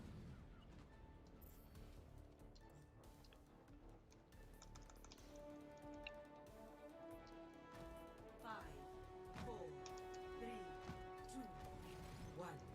Attackers incoming. Okay. Objective A.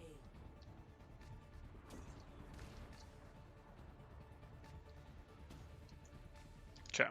So here we see, is our comp going to stay? Are you guys going brawl? So they scouted. So you see that was a ball scout from Fusion. We'll see what they play. Hunters are playing the Widow Pharmacy, Ball, Diva, Anna, Mercy. I like that more. This is, the poke play that we're expecting to see on Volskaya. It's a good one. I'll be curious if Leave rotates back to more of a here or here type position, but that's okay. I don't like that. I don't like that they're effectively on the same angle right now, but I have to assume that won't continue to be true. But this is a very powerful long sightline map. First point is also very powerful and very long sight lines if you play it the way it gets played in organized play, as opposed to the way that you guys probably see it played on ladder too often, which is like around this choke. No, you play poke play around here, you do silly amounts of work. You can use dive tanks like they're using, that's okay. You can also use poke tanks if you want. You can run out here, put a Sigma and Orisa up here with a May wall, whatever you want. But it's doable with 5 tanks. This isn't weird. This is fine. I still don't love the Anna because I look at the Anna and go, okay, what are you doing? Your Mercy Zen would be perfectly fine for this, but I'd also be okay if you ran like Anna plus Orisa or Anna plus Winston. But hey, what do I know? What do I know? I know a lot. Okay.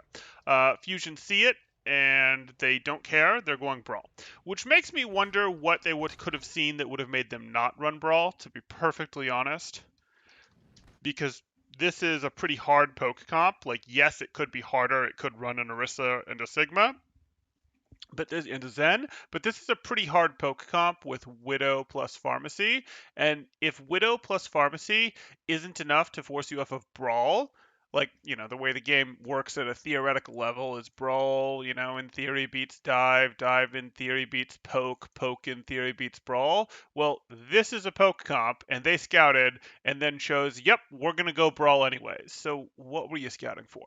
What did you give up 20 seconds to go was there some cheese strat that would have caused you to play something else?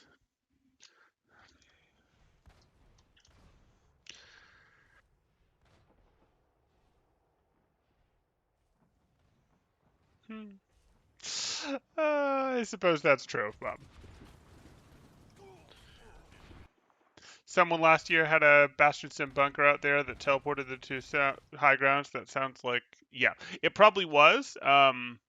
And again, if you're worried about something like that, if you're worried about, hey, there's cheese strats that we're actually going to go turn around and swap for, and there's a real possibility of running into them, okay, fine.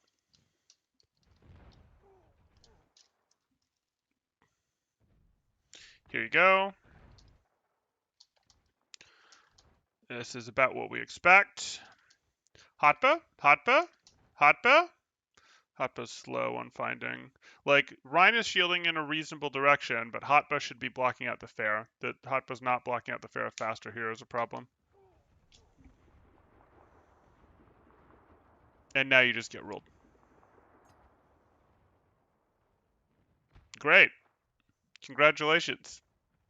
How are you ever going to get Carpe to rejoin you? You're going to cheat and have Carpe go Sombra. Okay.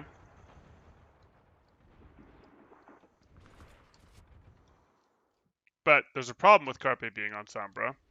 You now can't do anything with this. You can't go out here and go, now we have the appropriate angle to force out your Pharah with our McCree, and there's nowhere for your Pharah to hide. That doesn't work anymore.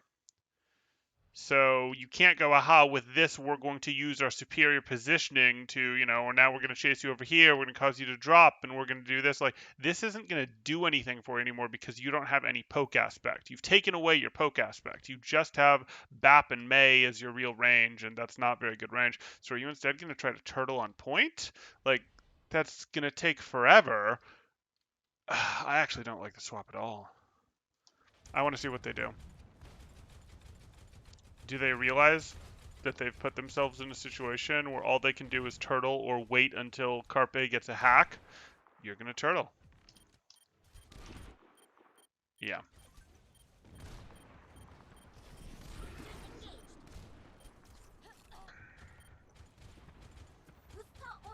And it's okay to do something like this, but what you do is you go, I touch point to pressure them to come in, and then at that point we actually use amp to try to run down the people that came in. We stun them with our flash, we roll them over, we freeze them after they've been flashed. Like, that's what you do. Or if you don't get anything, you retreat back in here, stabilize. They won't come fight you in here, not seriously anyways. And then once you have resources back, you go do it again. But like, you don't have your McCree, and if you don't have your McCree, they can do silly things like touch you over here, or they can just hard engage on you and be like, you don't have a Brig or a McCree. You can't hard stun us. Your May won't be fast enough to stun us without a first stun in there. This is not great. I honestly think they've just wasted a minute here. They're probably going to waste more than a minute. They got that. Okay, that changes everything. They did get the fair elimination. And that. They're determined to prove me wrong, which is fine, I guess, but shouldn't have happened. Hurricane just lost to New Kings and EU contenders? Jeez. Um. Okay. Oh, let me catch up. You guys are going well on chat here. You'll be accused of throwing if you don't hold choke on ladder. Even forklift. Yeah, yeah, I know. I know.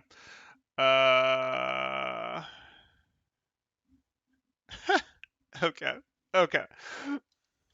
Hurricane just lost to New Kings. I think we're going to see some upsets. I think there's enough talent now in contenders and in tier 3 to constantly be reshuffling the teams that aren't winning to overthrow the teams that are winning.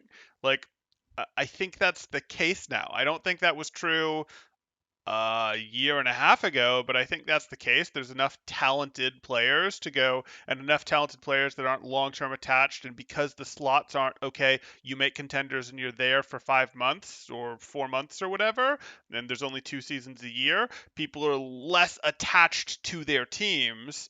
And because they're less attached to their teams, you can actually go get good talent to build new teams, to shake up, to rebuild teams. And because of that, yeah, I'm not as surprised. Like I'm looking at, I will be curious what happens with American Tornado, but I saw, they dropped the first point against, what do you call it? They ended up winning, but they dropped their first point in their match yesterday. And from the Scrimbuck exchange is talking about how Revival is still the best team, which you wouldn't necessarily have expected from one single loss in last month's tournament, but sounds like it's still true. It held true, all that. So we'll see. We'll see. It'll be interesting if everything shakes up. And then we saw Malice showed up on the scene, and Malice looked crazy good too for what you'd expect from a new team. So hey,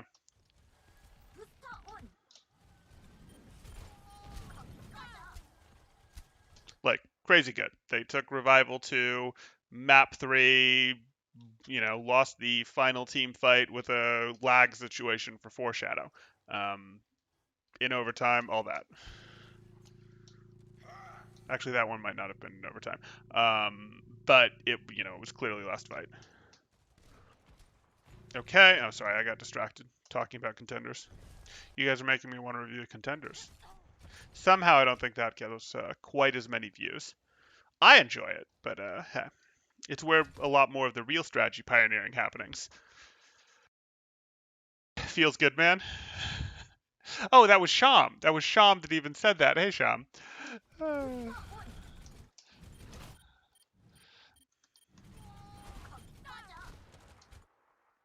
Okay. Okay. So we were looking at this, and I keep getting distracted by chat, which, is fine. Here we are. This should be a throw from Fusion. This should be a throw from Fusion. Jinmu, fine, fine. Ah. Is that why we lose Jinmu? It is. Nisha. I don't care about Monk. You can't lose Jinmu. No. Elsa, protect Jinmu. Why are you both asleep at the wheel?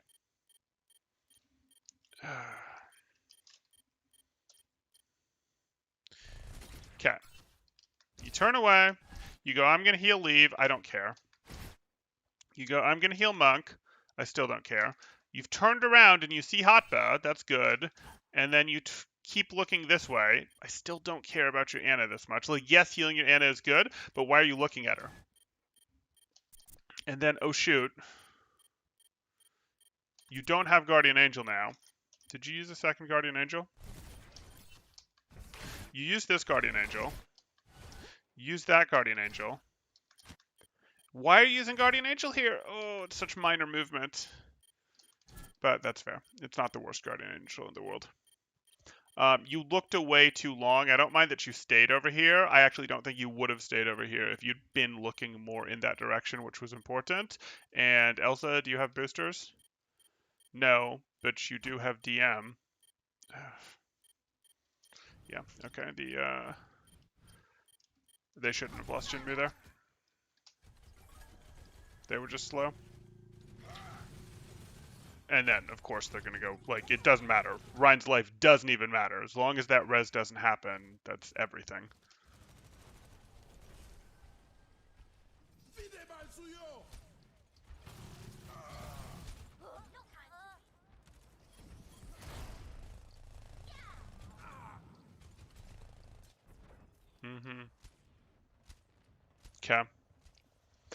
They still held it, which is good, but not thrilled.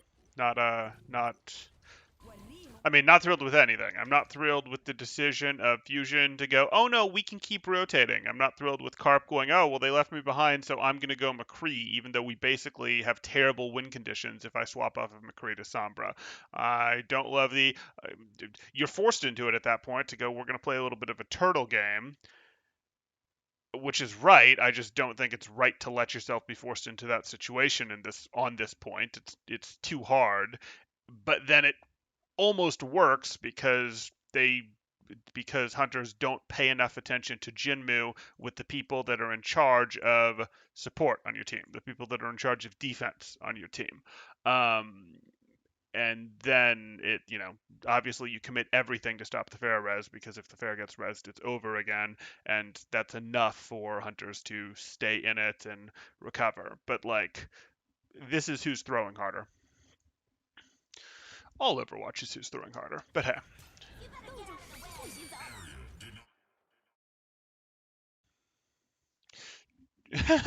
Jinmu is the president, basically.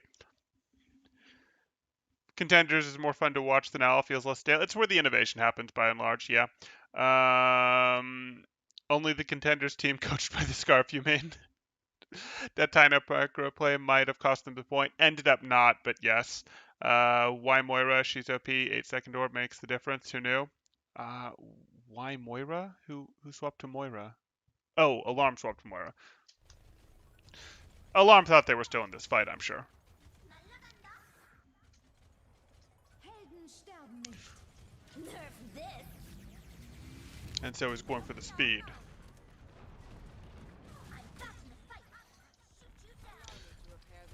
Didn't you know Alarm with his great aim just loves playing Moira? Der Kampf ist noch nicht vorbei. Yeah. It's not like Moira's bad in this comp anyway. Rain from above. It's a good thing I brought an umbrella.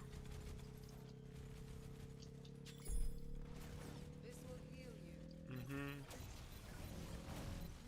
Apagando. Time to raise my Cancel DMP.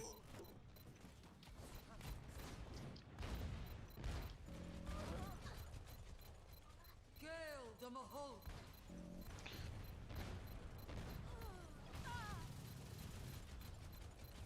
Okay, and they grind it out. Remaining. Objective lost. Ha! Could be, could be. The real controls of the meta. What is ML7 playing? Okay, so they're choosing to stay on this comp. It's not crazy. I mean, I don't think they really wanted to work their way into this comp, but this is a real comp. This is absolutely a real comp. You can play this into this. They've worked their way into this. This more often got run with Monkey than Ball, but they sort of swapped their way into this comp. It shouldn't be anything surprising. Like, we've seen Sombra, Tracer, usually Winston, D.Va, Moira, Lucio, and the thing about this comp is it's the no one is diveable comp. Like, it's the no one is diveable comp. We can do all-in 6-person dives. That's sort of what its claim to fame is. And, if you can get on your targets, if your targets don't have way too much verticality, which they should on this point, it can be pretty good. When fights get messy, it can be pretty good. We'll see how it goes. They clearly worked their way into this sort of as a result of, hey, we want to be getting back to this fight first because, we have the faster respawns and we're going to try to take advantage of that to win this messy fight. And also because Carpe sort of started the trend towards the comp by going to Sombra when he got eliminated early.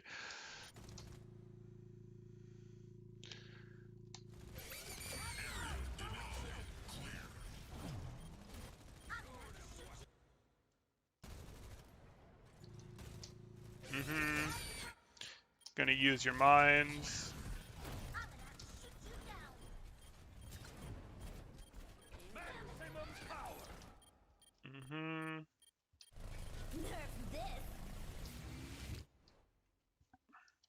Can I have my frames back, please? EMP, big deal. Countered by beat, also big deal. Hacked ball gets eliminated. Hacked ball does not get eliminated. Hacked ball does not get hacked. Okay. Still gets eliminated. I am unstoppable. Nanos enough to stabilize and turn. Yeah, we've turned it. Okay. So are you guys gonna give up on the comp? Are ya? Are ya? Jinmu's got the Torb appearance. Solid choice into this comp. Is the Widow because you think Fusion are gonna change comps? Fusion are not gonna change comp. Fusion can't make up their mind. Mm-hmm. Mm-hmm.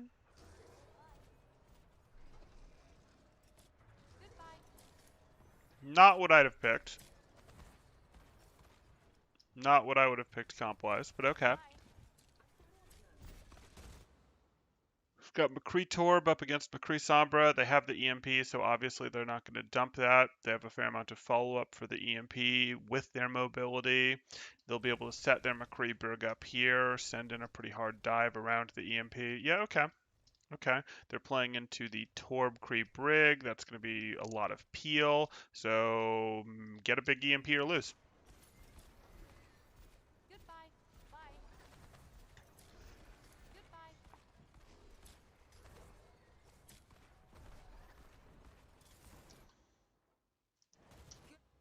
Mm-hmm. Okay, they're doing that rotation. They do have the ability to do that with all those heroes, which is pretty cool. They then hit the coalescence in here. There's the boop. Okay.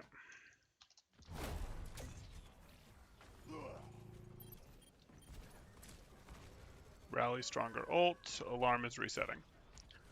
Okay. Time to raise my AP. Okay.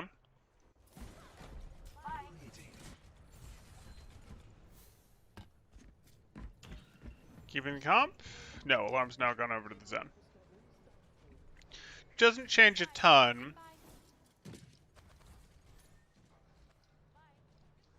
Still going to be a question, and they still don't have trans on Hunter's side. So this EMP is still game winning if they can get even a decent one.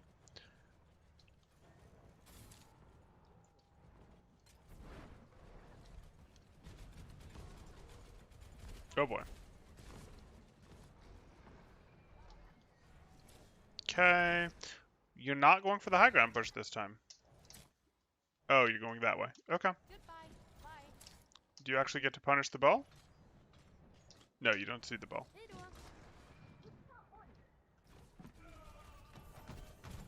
That's a problem. Oh boy.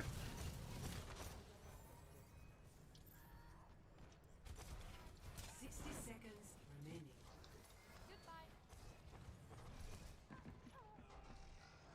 Okay, resetting going on, that's fine. They have to do it with this push. That EMP has baited them into a couple failed pushes now.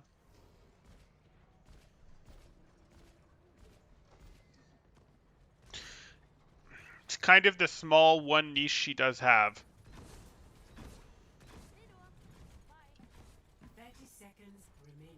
But it only makes sense if it's full dive. It doesn't make sense with poke dive. It doesn't make sense if your other support isn't Lucio. Or maybe Brig, but really Lucio. Yeah. Okay. They're trying the exact same rotation, hopefully without anyone getting knocked off this time. They think this rotation is going to do what exactly? They're not getting great map control with it. It's not like they forced their way through here or something where they'd have access to the full map. Yeah, I preferred your elevator. If this is what you were ultimately going to do, I preferred your elevator push.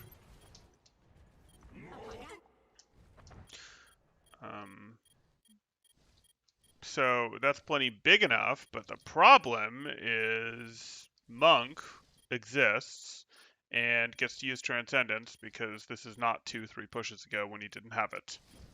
It's hand. Rascal gets that.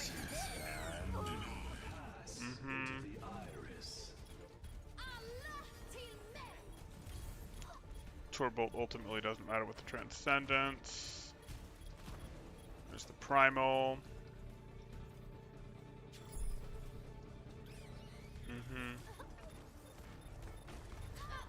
Yeah, shield never gonna hold there. And you get it here. Ooh, what an adventure. I think they wasted Fusion, very poor attack, honestly. They wasted a bunch of time on first. They ultimately made that work by converting from a bad strategy to let's win this through respawns on fast movement heroes, and that ultimately worked, which then caused them to attack second, mostly with that same strat, those same heroes, which weren't a fantastic matchup given the verticality of this map. And I mean, they didn't use EMP for like 3 minutes there. Enough said. Need to rotate properly so that you can get into the fight cleanly so that you can use your ults for clean initiation. Okay.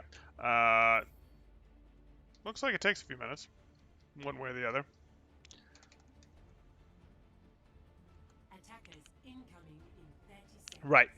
You are correct, Nard, but she will sometimes get run with dive when you are specifically running a Sombra Tracer dive, or sometimes a Reaper plus one of those heroes dive, that also can't access high ground. So we accept that we can't access high ground, we're all fast heroes, we're all diving onto low ground, and she's coming in with the dive. She's not using her mobility to protect herself, really, though she sort of is. She's going all in with the dive and is just there to cleave heal over the dive itself that has happened.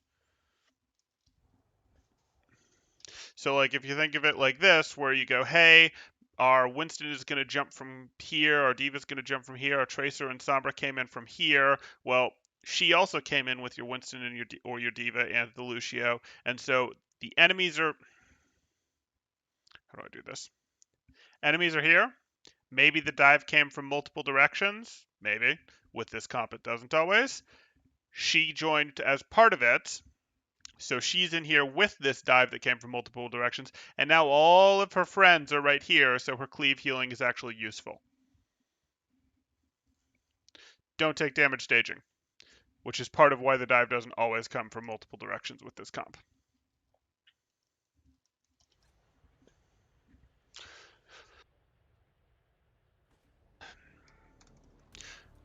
Yeah, we'll see.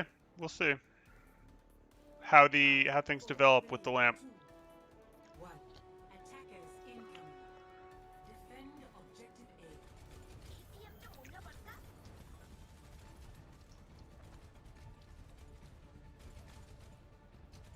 A. Okay. Pressure. We haven't really talked about our comps, I suppose. Do we really need to talk about our comps? These are mostly comps that we've seen both of them run before. In terms of our matchup, this is obviously the effectively the poke comp, the old school hybrid comp, the late 2020 comp with the McCree in that slot instead of an Asher or an Echo, and this is really effectively that comp too. Again, these guys run the Diva instead of the Sigma. These guys are on the Sigma, and they are running full-time Sombra. They're changing who plays the Sombra sometimes, but they're running full-time Sombra.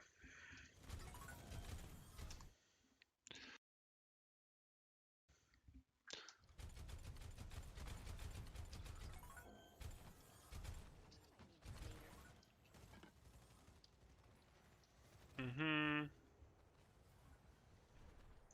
Mm-hmm.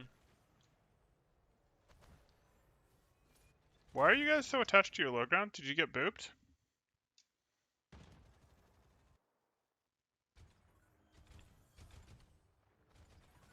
This is dumb. Did they get booped?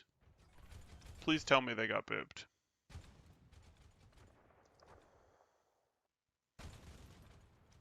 Okay, give me a moment. Defend objective A. Okay. Ball just drops on his own. Alarm just drops on his own. Toby just walks down there, but that's after alarm is dropped. That's correct. Carpe just walks down there. Okay. Who wants high ground? Who wants positioning?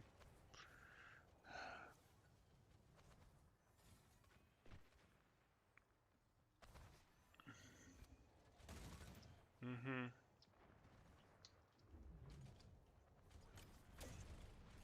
Are you gonna go on and finish it, Rascal? Yeah, you are. Mm-hmm.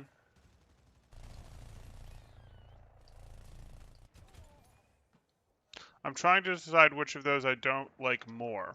The fact that everyone on Fusion was happy to drop to low ground, with the exception of Tracer, or that Hunters were just like, let's rotate through here, and now let's sort of chill here, not knowing what we're doing. You don't chill here.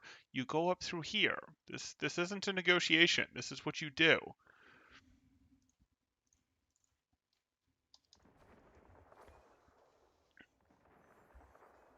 Taking off.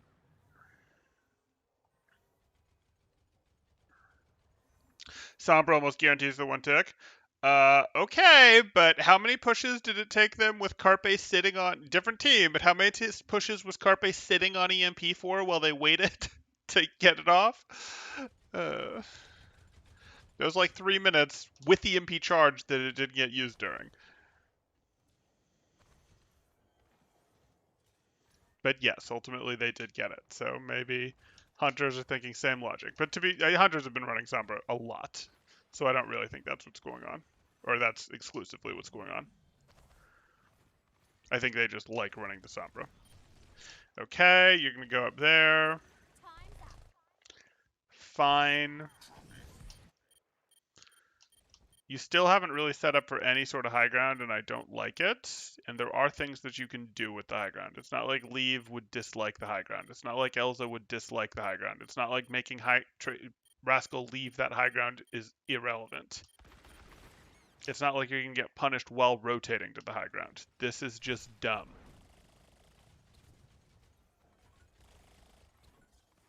Boosters engaged.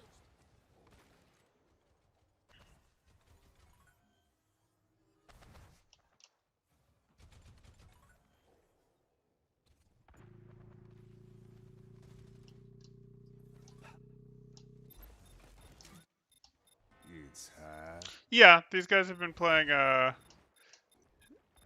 little better. Yeah, if the last ones were gold, you could call these guys plat. If we're using that scale. Nerf this. Mm-hmm. Suiting up. Mm-hmm. Both of these teams need a map review so badly. Hunters needs it worse, but both of these teams need a map review. Okay. Booster on.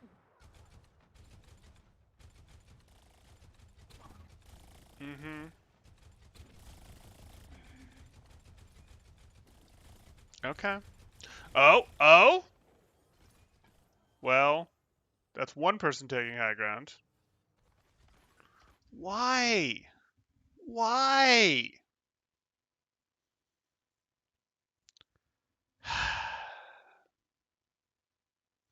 What do you think is the great advantage of rotating this way? If you were playing Brawl v Brawl and the other Brawl team was holding where Hotba was, you could do this. It's faster. You get more pushes this way, sure, but and yeah, like if Elsa gets up here, it's not like Elsa can easily reach the other sides. Like Elsa might not be able to stay here, and maybe that's what you don't like. You're thinking, hey, Elsa can't stay here. We don't like that, but it's enough. It's enough to scare them off because you go, hey, our Elsa throws his shield up. We have our own Zen. We have our own McCree to make these guys leave immediately. And then once they leave, we're perfectly happy. Weird. That's got to be what's going on. It's got to be we don't want this because our Sigma can't reach this spot with his shots. But for most of these pushes, Philly didn't even have people up here, at least for the first one. So that was not a good argument.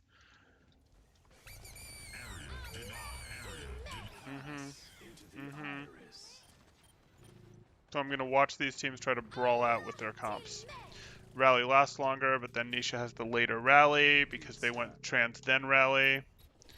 And that should be enough right there.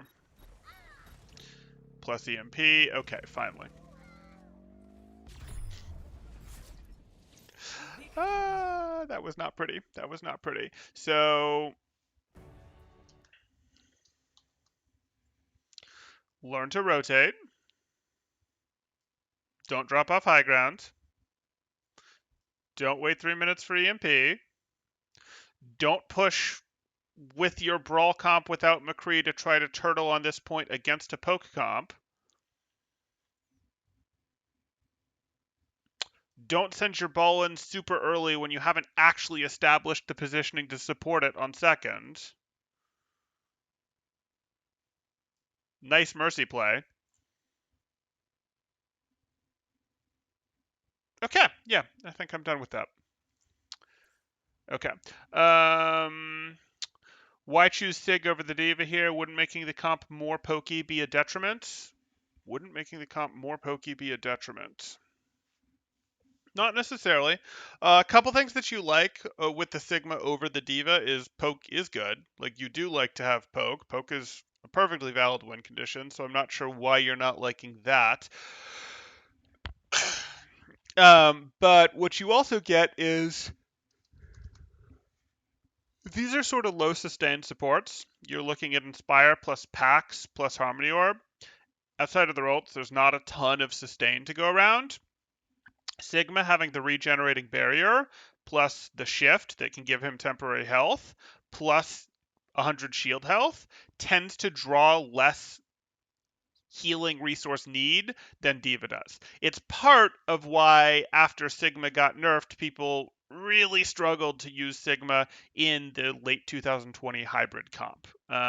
It's part of why they were like, oh, what do we do? This is rough. We don't really want to, like the Diva takes too many resources, so people started having to play a really passive Diva to try to take Sigma's role, and Sigma can do more than Diva can in terms of, hey, while not drawing many resources, Sigma can put more pressure out. Diva has some good defensive pressure still, but Sigma can put more offensive pressure out with his poke while not drawing support resources. So that's the argument for Sigma.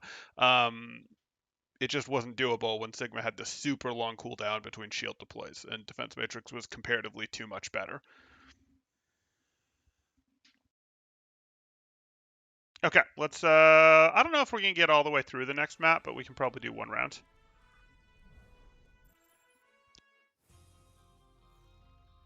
If you have more questions about that, though, there, bystander, feel free to ask. I'm happy to go into it more.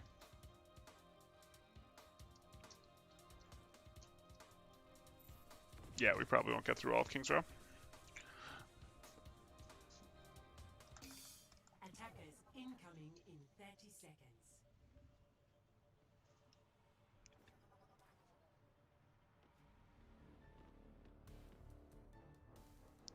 We're doing some Kings. 5, 4, 3, 2, 1. Attackers incoming. Okay, Defend objective A. Hunters. For the first time, we get our Anna Winston. We've also got Echo rather than Pharah. So this is like almost a real double bubble. They've got the Mercy for their Echo, not the Brig, but this is like a real double bubble in the running to Sombra. So the ult power in this comp is going to be really high. They have Valk rather than Rally, so that's a downgrade. But they do have Duplicate. They do have EMP. They do have... Nope, they ran the Diva instead of the Zarya. The ult power is not going to be particularly high. Okay. And we'll see what fusion attack with after they see this. They're playing some defensive dive Kings, yeah. And fusion have a pocket strap? What are we doing with our sim here? No, they TP'd up to there. That's just a speed saver. Yeah, that's a good one. But you've got Mano Hotba on the ball Diva with this. Okay. Now they're doing it. We're running our Anna with our ball. Fine.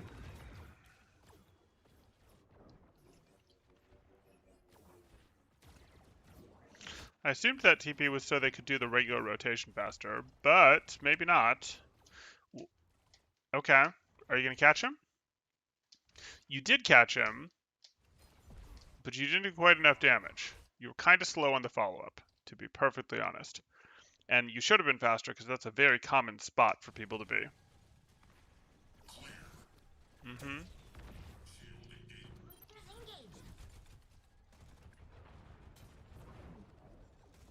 Mm-hmm.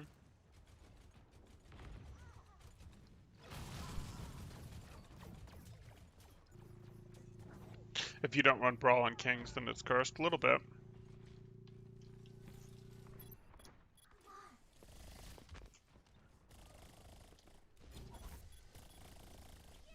Mm-hmm.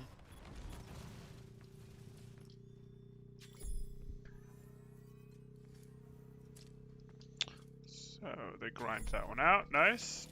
So what are you guys gonna do on second? Adaptive circuits engaged. Diva. First and third at least have a little bit of space. Second, not so much. Oh, you push back in, but no.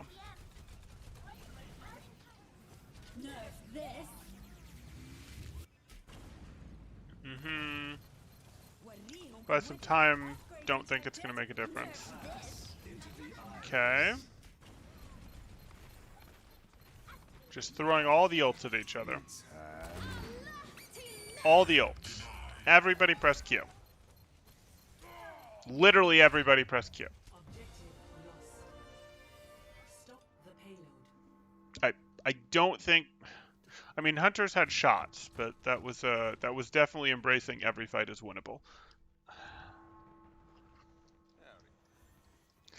Ah.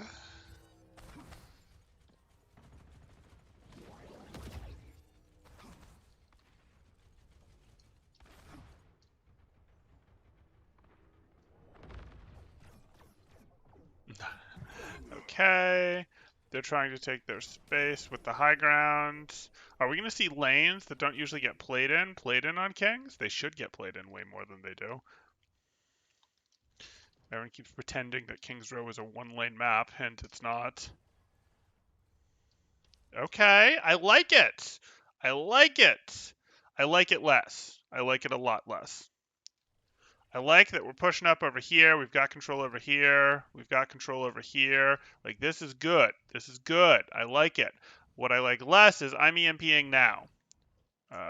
Okay. Could you have let your team have gotten a little bit closer? A little bit closer? Because you're immediately going to force your own translocator with this EMP, and your team is just going to have to try to follow. Which they're going to do, but you could have staged closer than that.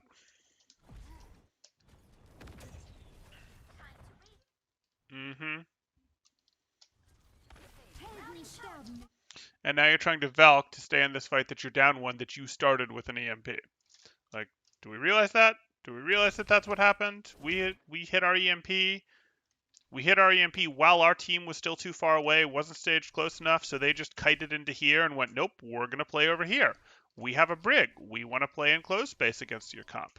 You have an Echo. Like, not crazy. We have a McCree. Still not crazy. Helden sterben. You're trying to get the res. You get the res, which potentially keeps you in this. And you do ultimately get it. But that's a fight that you started with EMP and then had to invest Valken with the other team not really, doing that much to force you. I mean, okay, yes, they did some things to force it. Let's be fair. Helden sterben nicht. Yeah, okay. That's what I thought. They didn't use Rally in this fight. They used Rally in the last fight. So yeah, that was not Rally making you do this. This was very much you invested EMP, basically got nothing, and then have to win the fight with Valk. It's a timing positioning combination error. Mm-hmm. And Primal, yes.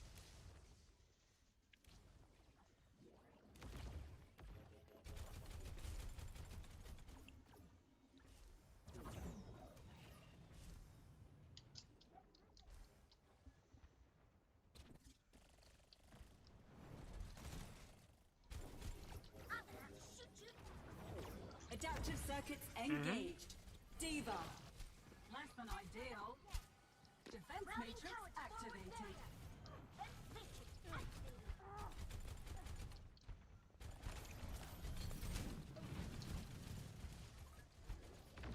Okay. Nerf this. Suiting up. Game on. I'm not surprised that Fusion want to play tight here. That was not a particularly good re-engage from hunters.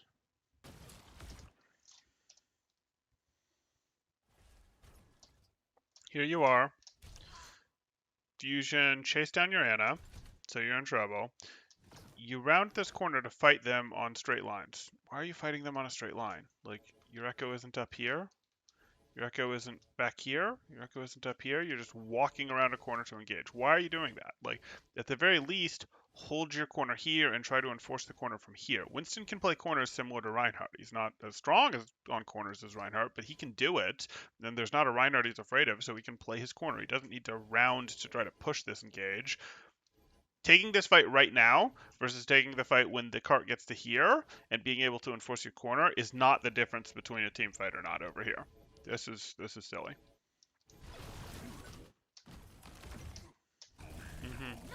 It's hand.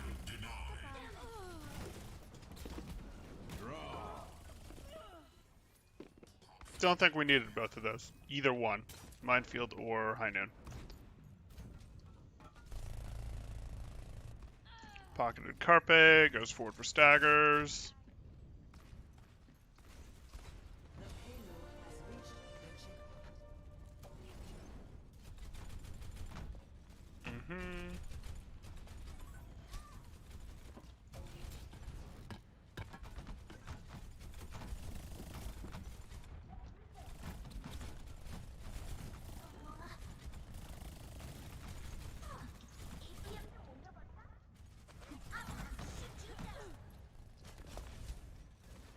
This is an interesting push on the Sombra there. Not totally sure why we... Oh, save Tatpa.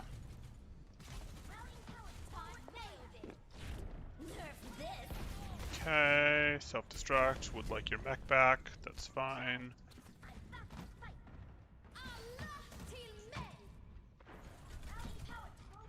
Rally push. Rallying for space. Helden sterben nicht.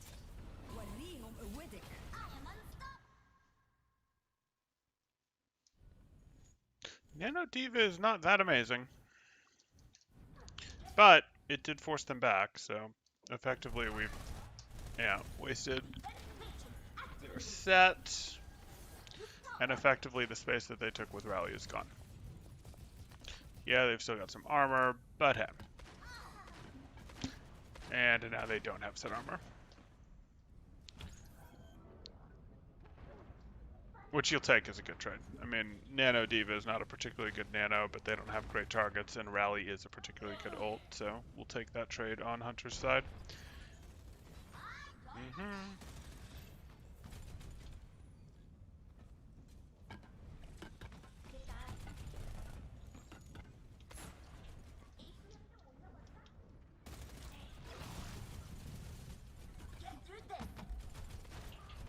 Okay, they're earning this rotation the old-fashioned way. Still weird to see this on Kings, but fine with me. Minefield.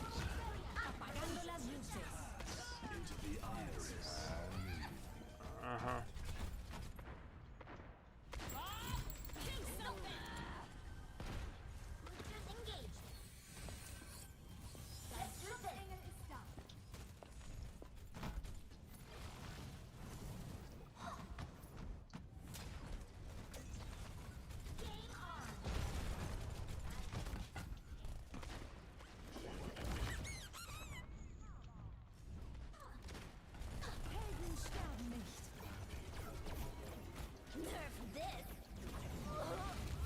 This is a grindy fight at this point. 60 seconds remaining. The payload is approaching its destination. So now we're gonna get a real reset. That was decisive enough. Okay. We have our reset. Let's see how we take our clean initiation. Trying to earn this space again. These are the two most mobile. They get to get in more easily. Doesn't get punished. Forcing out the ball. Good. 30 seconds remaining. Jinmu will have EMP for this fight. There's the rally. Rascal gets leave, which is a big deal. Minefield comes out to help them stabilize. But then leave, it goes down again. 10 seconds remaining. As does Bob. Pass into the iris. Transcendence to help this stabilize. Apagando las. There's the MP, but it's forced. Yeah. But Elsa was able to do enough. Okay. I mean, they have to finish this. We've seen how long the map is. There's your Flux. Only gets one. Does get the Elim. Are you going to do a boop? Is this just off of boops, or do you actually get eliminations? There's the Bastion. Helden sterben nicht. How do you finish this? How? You don't. You don't finish this. It's a 19-minute game, and you don't do extra rounds. Okay. So going to be some long overtimes. 0 to 2. Switching sides. So going to be some long overtimes.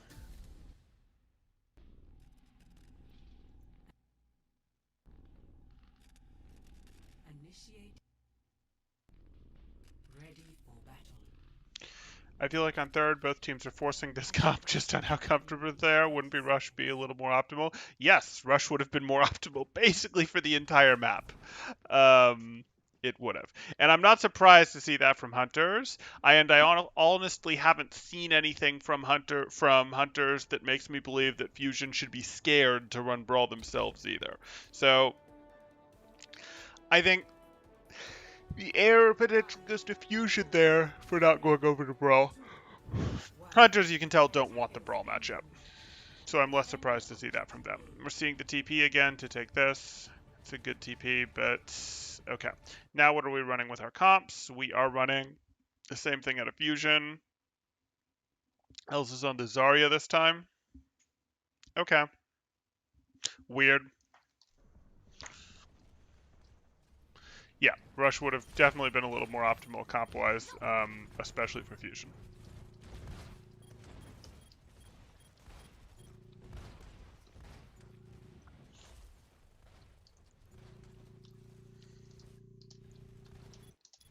Mm-hmm.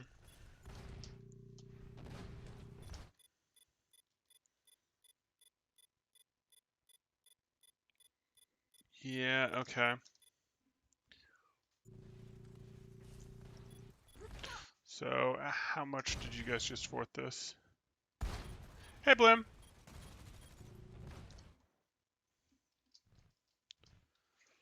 Okay, so they're just walking in. We cleared that out. They have to heal up their tank. It's a little bit of healing from Mercy there. Rascal's bugging the Anna. That could work. Okay. Peel comes in. Rascal has to recall. At least I assumed that was recall, not a health pack. But in doing so, that relieved enough pressure, and Fusion was able to take space back, and Elsa can't retreat. Yep. So effectively Rascal tied up 3 people there with the Anna push. Good play.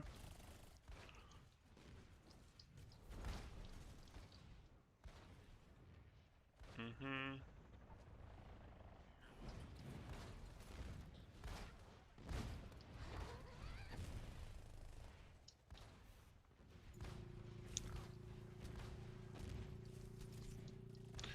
Taking back their space. They got Anna up there. Rascal's going to be much slower to get on Anna this time. And, oh, but Jinmu goes down to Carpe. And Carpe got the... Okay. Yeah, Carpe has the Nano, it looks like. That was part of what led to that. Okay.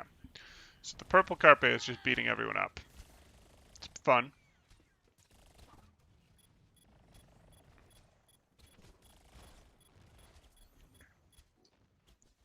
Mm-hmm.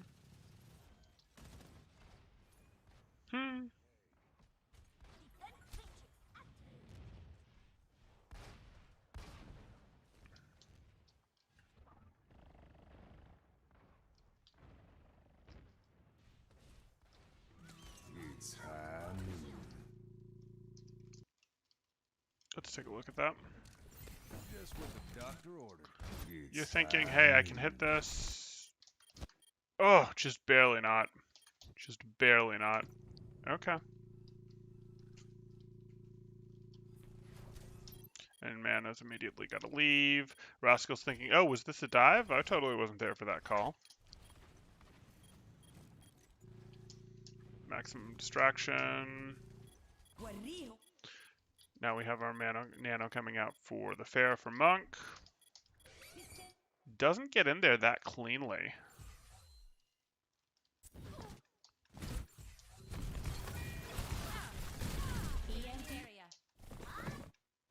Okay, and then they're going to follow up their Nano with the EMP, I will not waste this opportunity. which is going to deactivate the minefield. Okay. Helden sterben nicht. And that fair is finally allowed to play the game for a moment. It costs your Mercy her life to let that be the case.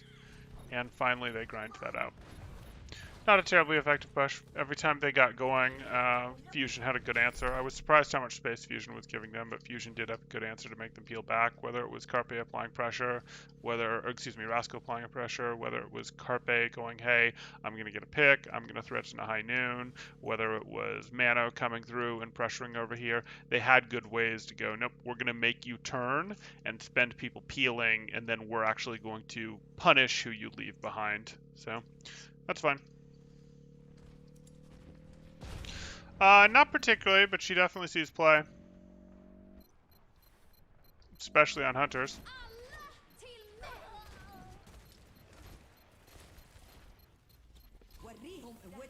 Ain't no stopping me.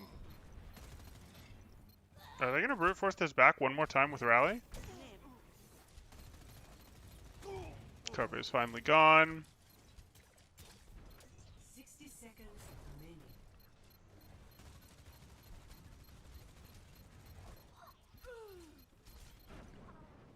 Wow. They did. They still might get overwhelmed by respawns, but they did.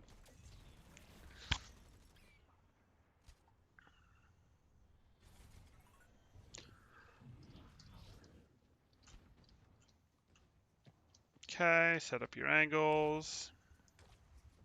30 seconds remaining. High ground control. Are they going to do the same thing, where as Zarya comes in, Mana threatens the backline?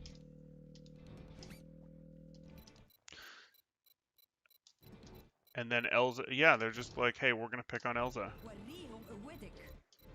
Can't quite do it this time, and this time Elza gets the Nano, and that might be the key. That plus the minefield. Your own minefield comes through, but does Philly have anyone left to bother your backline? Not in position. It's hot. Carpe with that. That should clear them. Remaining. And you get Elsa again. Overtime.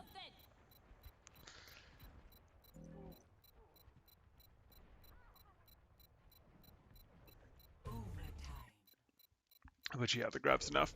Okay. Okay, we'll speed through it. I'm going to keep the analysis light, but we'll speed through it just to finish before the 2 o'clock. I mean, we'll finish a bit before 2 o'clock, but I need a little break before the 2 o'clock stream.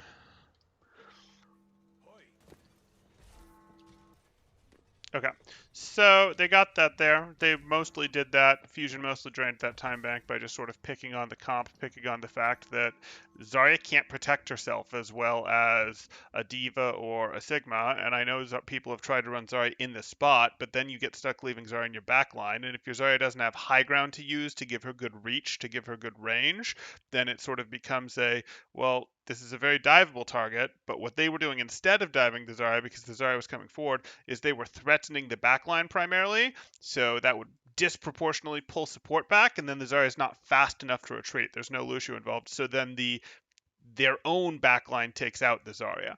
It was, interesting to watch.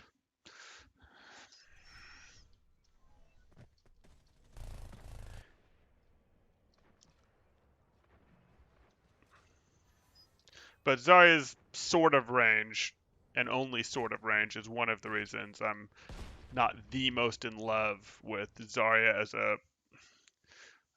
Perhaps one of the reasons I'm not the strongest believer of Zarya as a permanent fixture in mobile dive comps.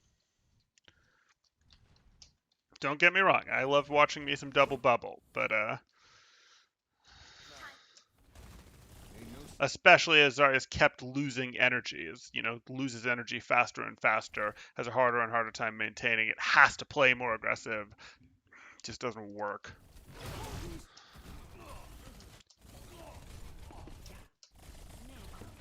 Mhm. Dein Schutzengel ist da. Mhm. Any bold predictions on Rush versus Maul versus Brawl and May Mealy? Say Houston versus Hunters on Kings Row. Ooh. Rush versus Ball. I mean, Rush probably holds on for a little longer. I don't think Rush is going to be holding on forever or anything. I think Rush is probably approaching the end of its life, but I don't think it's gone yet. So I would still favor the Rush right now.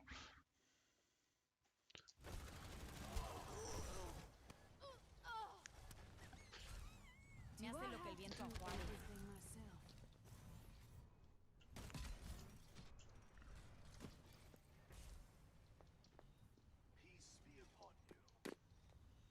And that may be just as bold a prediction for contenders. We saw American Tornado has gone back to playing a lot of double bubble, while as Revival is still on the brawl. So we might get a little sample there. Okay, here we go. That comes through. 60 seconds remaining. I don't really love using the experimental barrier like that. I understand why you're doing it. I just don't like it. Apagando las luces. The EMP. Was that your own EMP over your own minefield? Am I crazy? Apagando.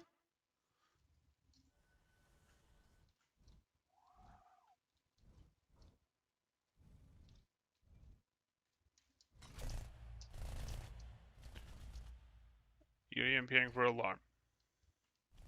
When alarm is positioned there. Okay. Okay. I just don't feel like that was the greatest EMP. I think there was a communication issue. Maybe not. Maybe that was what he wanted. The EMPing for just Zen isn't strictly wrong, but she didn't then go get your Zen. It's hot.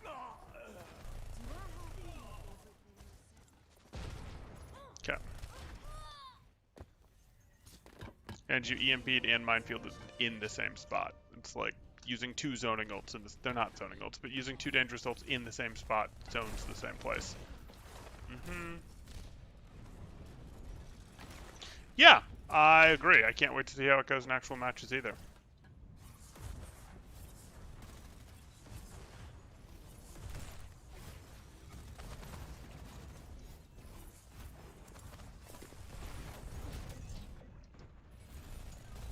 Again, I apologize. I'm mostly just letting this run at this point.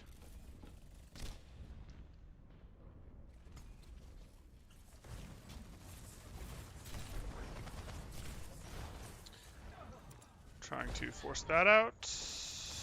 Do get your eliminations on the back line.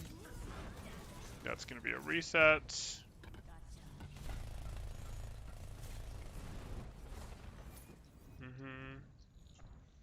What are you guys going to do for map control?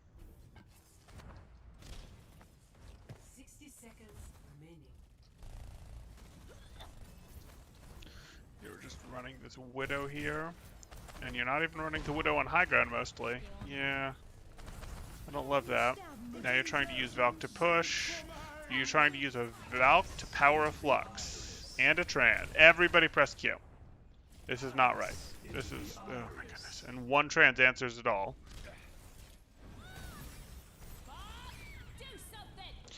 And now you throw in a Bob. And but Fusion don't have anything to answer it with. Apagando las Okay. luces. And now I throw EMP. I mean, I'm not sure I want to give you any credit for having an ult bank of 6 and using 3 of them at the same time, but still winning. 10 seconds remaining. Der Kampf ist noch nicht vorbei.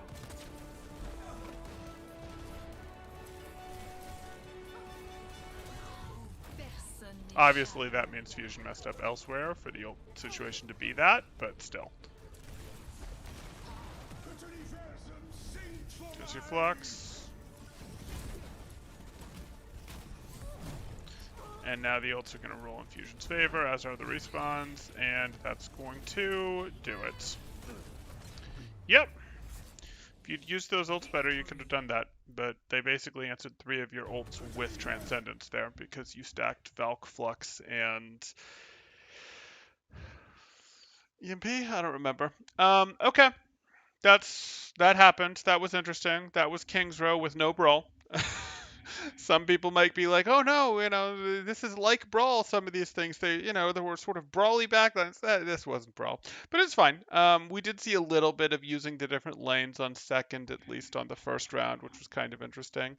Even if the engagement timing was bad, we saw some interesting stuff with Fusion, where they're like, "No, we're just going to invest lightly. We're not going to do hard dives on your backline, but we're going to do like a tracer bothers you, a ball bothers you, like one at a time to pull disproportionate resources while we run over your Zarya," which was kind of interesting. And then the third force point, that was a lot of Q buttons, which we could get into, but we're not going to. If you guys have questions, go ahead and throw them in chat now, and I can spend a couple minutes, but just that. Or if you are enjoying the content, please do like and subscribe, as that helps me out quite a bit, and I really do appreciate it. Or if you are looking to get coaching yourself, you can join my Discord in the description below, see what rates look like, see what sort of promos we have going on, and then in about 15 minutes, we're going to be going into an event where we have a special guest and we will be talking to them. I'll post more about the event in a second, but I recommend you show back up for that. Okay. Close map. Yes, it was a close map. I'm going to give you guys just a second because I think you guys probably aren't buried in questions here. You've all certainly had the option to ask throughout.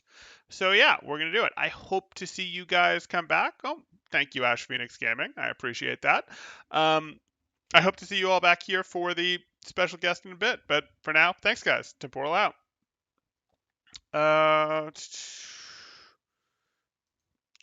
Are there heroes that are good to one trick to raise game sense? Playing the game is good to raise game sense, or there's certain heroes that will force you to learn game sense more? Game sense is such a nebulous, all-encompassing nebulous, all-encompassing concept. I mean, sort of. Different heroes will cause you to track different things. Like if you think of game sense as your ability to track what's going to happen, where are all 12 heroes on the field at once, tanks and supports both tend to do a little bit more of that. Flankers tend to do a little bit more of that. Tanks and flankers, really all DPS should, but tanks and flankers tend to give you a little more respect for where is my team before I engage. Supports tend to do a little more of I constantly know where my team is and I know where the opponent's flankers are. And your game sense is sort of building that out for everyone to know where everyone is at all times. If you start doing a lot of ult tracking, which you're more likely to do in a support role, but really everyone is going to do, no, I wouldn't say there's special heroes to one trick to do game sense. Playing a little bit of hero variety can do it. Trying to play a couple different roles can help you build your game sense. I wouldn't say there's a hero that you want to one trick to build your game sense, but good question. Okay, King's Throat Dive. Okay, that's going to do it. Hope to see you all in a few minutes. Thanks, guys.